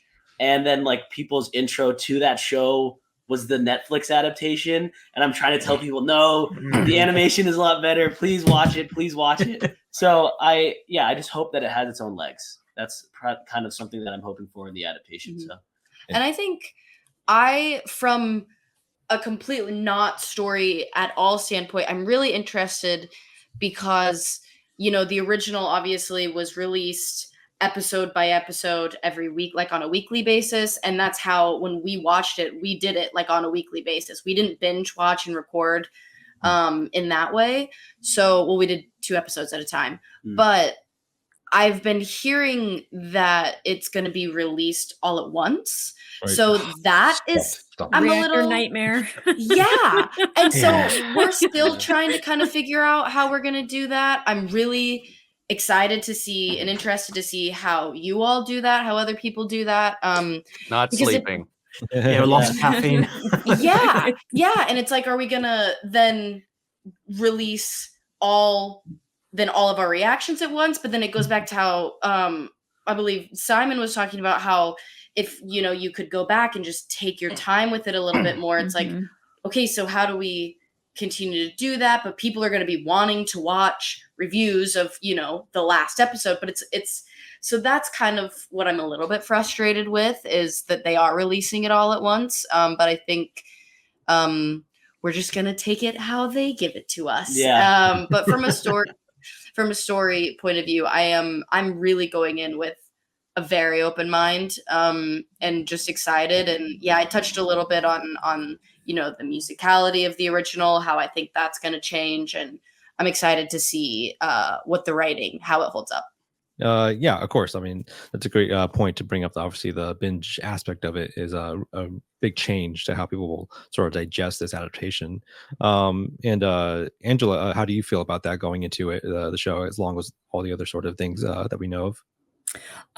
For the binge watching, like I said, is a reactor nightmare because you feel like a desperation to kind of keep up and like pump it out. But it just, with the show, when you take your time and you digest it and you have the story, like you're able to like think about it and let it settle and live with it for a little bit. I think that that's the better way to consume it.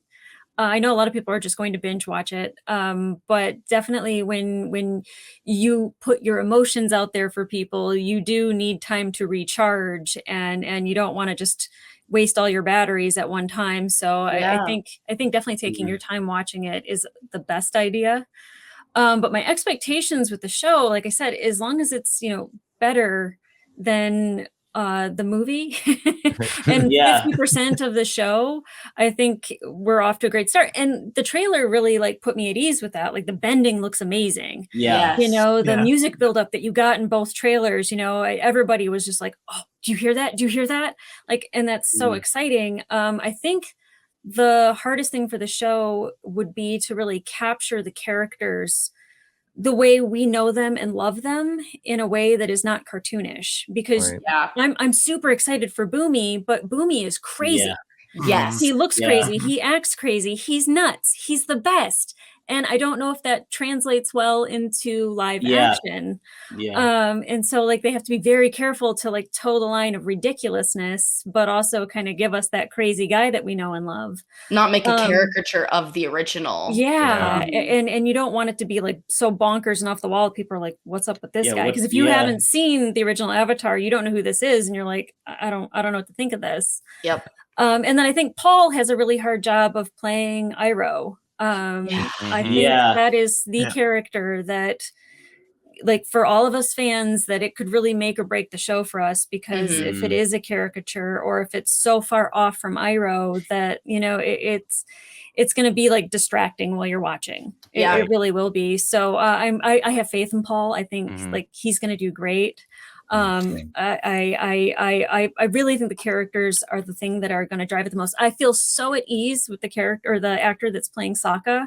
I was really worried about that, and they had like a behind the scenes thing where the kids were watching the trailer, and he said that he like would actually stop while they were filming and give them notes on jokes, and I was like, that's the most Sokka thing ever. So like, I feel like so at ease, you know, in that aspect. But like if they don't nail the characters, it's going to be distracting for a lot of us fans. But I think if you haven't seen the original, I think this is going to be great. I think it'll make people want to watch the animated show, because there's a lot of people that don't want to watch animation at all. It's just not in their wheelhouse. But it might make them kind of just go, well, what is the source material? You know, like what are all these people talking about?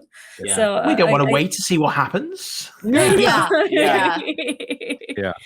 It's a great gateway drug potentially. For give you your fix. And Sonny, again, like going into the show, as I think particularly as a parent, you said that you're excited to show this to your kid one day. There's like this sort of like, obviously there's a comparison we can make to the cartoon, to the live action show, but it has been, as we said, 20 years now, and like it maybe is just like a sort of justified time for like to introduce this to a new generation, and this is the way to kind of do it. What are your thoughts on that going into it?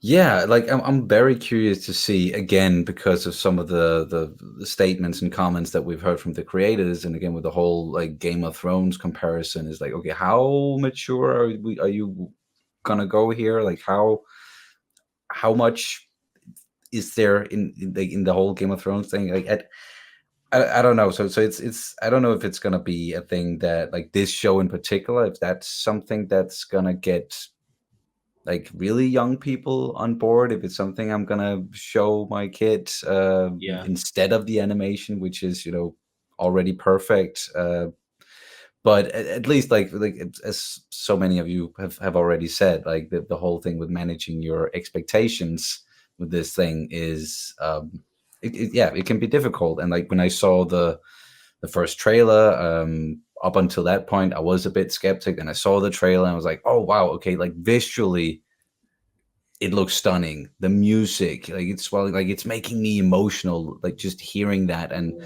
seeing, okay, these characters, like they look and feel like the characters that I know. But it is that's just a trailer. So you never really know. And then those statements came out afterwards, and then my expectations went like, then I had to like rein myself in and be like, okay, no, just go into it with an open mind, because this is going to be different. It's live action, it's not animation, again, as so many of you have said, and so they're gonna take a different route with the things. Like they're gonna merge some events and episodes and characters, but yeah, as soon as they stay true to those characters and the themes, I think that they can't go really too wrong with that. Nothing can go too wrong, because it is there. But and yeah, we don't want that one-to-one adaptation. Right. We don't want copy and paste. No, we don't just want copy and paste. And I thought, like, while like you guys were talking, like I thought of like two examples in my mind with like some other adaptations like recently, where like you have, for me, like in the one end, you have something like The Last of Us, for an adaptation of a video game, where they still managed to stay very, very true to the characters and the story, but also introduce new elements and make things work for live action that couldn't work in a video game. Like the whole third episode, that wouldn't work in a video game, but it was one of the best episodes of television ever. And it really added something to the story and the overall like themes, the core theme of The Last of Us. And then for me, I don't know about you guys, but in the other end, you have something like The Witcher, which if you're familiar with the source material and the books, it just didn't capture any of those themes really, and the characters seem off, and the motivations, and like especially like the plot itself and the story is just going in completely different ways. And it's like, okay, now we're just doing something completely different. Like it's not even in the same ballpark anymore, which is also fair. It's fine. But it's just when you're coming into it,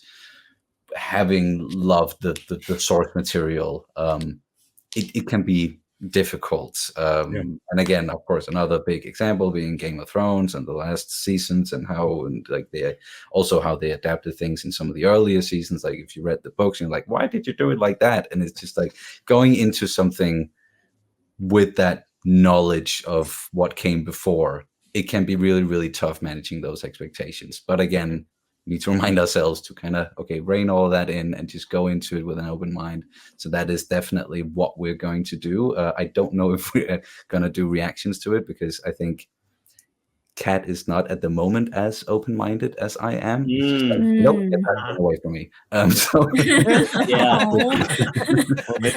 Maybe it's best to do it in private, have that be a private experience. Exactly. Patreon exclusive. Yeah. There you go. We ended up doing that with The Witcher. Like we just stopped cold doing the reactions on YouTube because we were just tearing it apart, and no one want to watch that. So and Omni, I guess from the reactor standpoint, from the fan standpoint, like, how do you feel going into it for the live action series? Well, I'm excited to finally be able to participate in the reaction sphere for some Avatar content. Yay! I will say, like many have said in this, like managing expectations is going to be key. This is never going to be what we grew up with or what we experienced the first time. There are obviously limitations. When you got animation, there's not, can we afford to do that? You're not going to bump into any of that. Like, can we pay the CGI to make this look this way? Will we be able to build that set? Or how will this look in live action? Like you can do whatever you draw, it's all right there. So there's going to be that level. Obviously we're constricting episodes. So, things are going to merge, things are going to meld, as long as the spirit is intact. For me, the most important thing is the themes, the characters, and the story, and as well just making sure that the world feels authentic, because it's a world I fell in love with. And like when it comes to adaptations, obviously there's like this towing of the line about how closely do we get to that. For me, I've always kind of approached it from like a perspective of, well, I know some people maybe animation's not their thing, but I love this thing, and more people need to see this thing. If it represents it well enough that it gets that feeling across, the same feeling that I had, or at least something similar to that, at least somebody else is getting their gateway into that. Some people don't like certain types of, even when it comes down to animation, there's some styles of animation some people just can't, like, they just can't watch it. So like it just opens up the audience in a different way. But if it's like Sonny said with The Witcher, where it's not really a representation of the thing you love, and then they have a different idea of what that thing is, then it just starts to fight itself. So I'm just kind of worried a little bit once, we got that thing about the creators leaving and all that, but then they came back and said the new show is actually going to do some new things that we're going to make canon in our upcoming stuff anyway. It was like, that's a good idea. We're going to steal that. So I'm just like, so what's happening? Because that was also like 3 years ago, when that statement came out. So like, they could have, because there was like a whole leaked cast description that was completely different than what is being advertised right now. So I don't know if they did a complete overhaul since they left. We don't know. We don't know. We're not behind the camera. the end of the day, when it comes down to when it comes out, you know, the trailer like blew me away. It looks by large and far better than M. Night. That was like the first time I was like fuming in a theater. Same, I went into Dragon Ball Evolution knowing that was going to be garbage. So I didn't leave the theater mad. And I walked in that I was like, okay, this has promise. This is it. Let's go. And then it's like, why?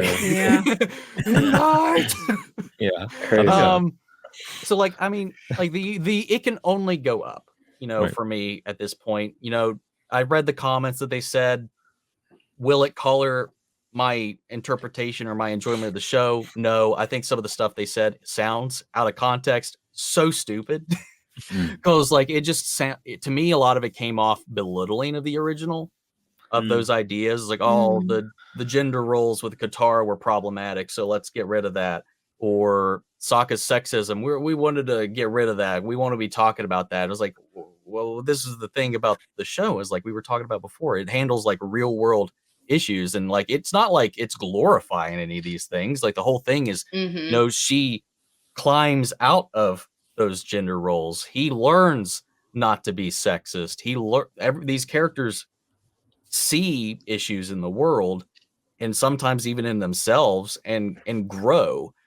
It's kind of the problem I've seen in a lot of things, and I'm not the only one that's called it out. But like a lot of times in like the last 5-10 years, we've been seeing a lot of like, let's not have too many flawed characters in our lead spots or whatever. Like, let's not have any traits they need to grow out of or anything they need to learn. They just kind of start off kind of as a blank slate to begin with.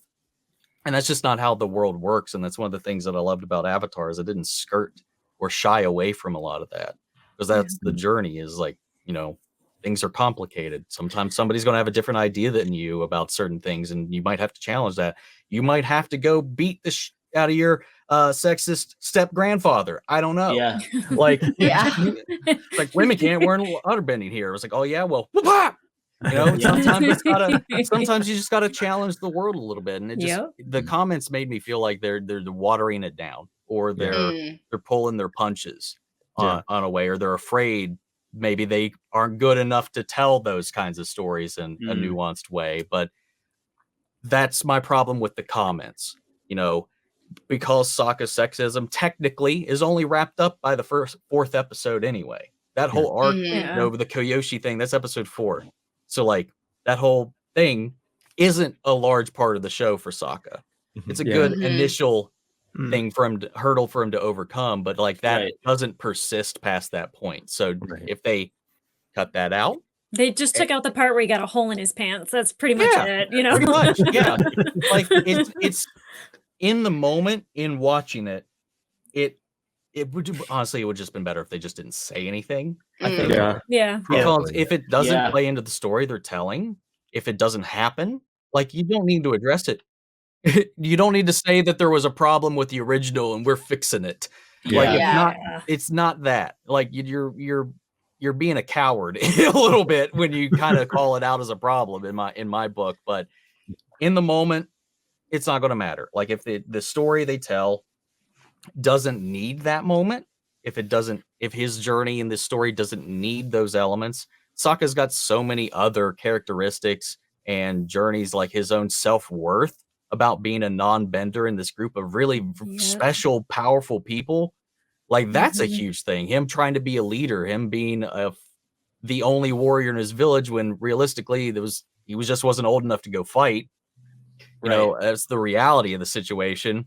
But then him learning to be a leader, being a strategist, him growing into becoming that warrior that he should have been, or that he thought he was initially. Like, it's all a coming of age thing. You know, that's just one teeny little aspect of his character, much like the Katara comment. As much as she is a mother to the group, you know, it just depends on how they tell that story. That's not going to be that relevant in the first season anyway. You know, will that undo the moment she has with Toph, and then the moment with Sokka being like, I don't even remember my mom, I just remember Katara? Like, that one, more than the Sokka thing, irritated me, because like, it just you know, one thing I think the show, I'm sorry, I'm rambling at this point. One thing that the show did really well is it showed like so many different kinds of people and gave them a voice. You know, there was a like smorgasbord of badass women, like all throughout the season, and none of them were the same. They were all so different. Toph was this, I got this, I can carry my own weight. I have to maybe even allow people to help me. You know, I don't want to be seen as weak or meek or anything like that because I can't see. Like I can take care of myself, and then learning how to allow people to let you in. Katara lost her family. You know, her mother was killed. Her father had to leave. She had to take over that role. And I've known people that have had to do that in their lives. They became the parent for their sibling. Right. Like, it's what happens. Like, it's not bad. You know, then you have people like June. She's out there. She's a badass, sexy bounty hunter. Hell yeah, let's go. May, Azula, Ty Lee, Suki. Like, it's just like, like, it's not, to me, it was just like, why are we limiting this? I was like, I don't know that that's what we're doing, but that's what it sounded like when they put that statement out into the ether. It was just like, oh, that's not what women are. I was like, well, women aren't just a box. Men aren't just a box. Like there's shade. There's all kinds of shades. And I'm just like, that's one thing the show really did well was like, it really broadened your perspective on humanity. Right. Yeah, I'm hoping that I'm hoping what the implication with those statements is just that they're trying to adapt sort of like maybe the sort of over the top cartoonic level of dialogue to be a more like live action ease. So like, because you know, that's like what I'm hoping. Like for kids in a cartoon, you kind of have to have like moments where Sokka's like, girls can't do this. It's like maybe not making it so overt in a way where like we can like digest it a little more maturely. Right. Yeah, stuff like that. And Andres, I guess to sort of help us wrap things up here, what are your thoughts going into the live action series coming soon? I heard everyone's thoughts and I'm so overwhelmed. I have so many thoughts. And I'm the last person and everyone's like, just wrap it up. My bad. I took the No. I just feel like it's such a... I've been talking about this for years, man. I don't know if you know this, Eric. I'm sure you do. Like ever since I even had an opportunity to be on a mic on a podcast, like way back in the Schmoes day, I talked about the power of animation. And I've always argued for the fact that it could stand alone, regardless of what genre it is, regardless of what age group it is. Animation can do the same thing that live action can do, if not better. And it kind of frustrates me personally that it's 2024 and we're still undermining animation. We had the opportunity to nominate Spider-Verse for Best Picture and it didn't get nominated. That's the kind of stuff that like bugs me, because it's like, we know what animation can do. And sometimes I'm like, yeah, let's bring it live action. It'd be cool. And then sometimes I'm like, is there a reason for it? Is there a purpose for it?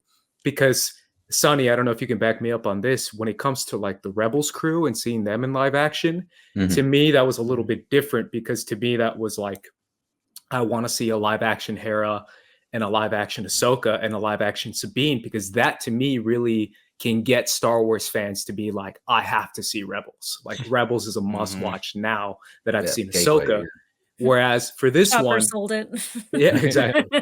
But for this one, I feel like everything you can get from a live action show, the animated show can already do. And I always say this, the only reason for me that I'm always going to support in some way or another a live action version of these shows is because of the cast, the kids. Having the opportunity to have new actors that are of the correct race of these characters. Like that's why I loved seeing live action Ezra, live action Sabine as well, because you have the opportunity to have these actors be like, hey, this is my chance and my opportunity to be in a Star Wars show, to be in an Avatar: The Last Airbender show. So I guess that's my thought process on it. I still want people to just invest in animation and just give it a shot, because I do feel like this is a show that can already do what anything live action can do.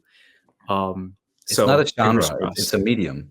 It's a medium. It's not like when people talk about it as a genre, it's like, no. Live action is the exact same way. Yeah, exactly. Like it's better at storytelling. Yeah. I would say that. Some live actions for kids, some live actions isn't. Some animations for kids, some animations not. Some comics are for kids, some comics you definitely shouldn't show your kids. Like there's no one medium that is exclusive to an age range. Right. Yeah. Not at all. Not at all. Can I just add one quick comment here at the end, I guess, with talking about like what in the action, like the animated series, that it really encompasses like so many different types of people that we see, and there's so much representation just in the animated version, and they're carrying that over to the live action, but something that they have a chance to, I don't necessarily want to say like improve upon, but it is something that I talked with Kat about, and I kind of promised to mention it, was not a lot of queer representation in the original animated series. That is something where they have a chance to actually add even more of a broader picture of representations, totally, and different kinds of people in the live action. So I'm curious. I'm sure a lot of people are going to go, "Oh, woke garbage," but they can off. So I welcome it. Yeah, go for it. It sounded for a second you said woke cabbage. And I was like, that's I woke cabbage. Hey, that too. But very true, Sonny. Very true. I mean, the opportunities it has are something that we should definitely encourage. I think for them to explore and to make their own mark, but also pay tribute to what we love about the show and going with an open mind. That's why I always encourage everyone to deal with like these things. Just being open-minded about like what it can do for us, what we can give to it to improve upon itself, and that way we can make things better. Guys, thank you so much for joining me today, because obviously the show has been such a huge, impactful series for us on a personal level, on a sort of professional level, for channels, business-wise. And it's been such a pleasure for me to go and revisit the series a dozen times over through all of you and your experience to it. It's been truly a blessed experience. Thank you so much for watching today. If you find this on YouTube, obviously leave a like, subscribe, all that good stuff, comment. Tell us if you have an idea for another Crossing the Streams crossover event you want to hear, you want to see people come together for. We will be back, I think, definitely in April for our review of the Walking Dead series, which is another huge reaction staple of the community. And then also something Star Wars, probably in May, once we get past the Bad Batch. Sonny looks very happy. Very excited. I'm nervous. Yeah, there's lots to be nervous about. In the meantime, we'll catch you on the next episode. Thank you so much. Thank you. Bye. Thank you. Bye.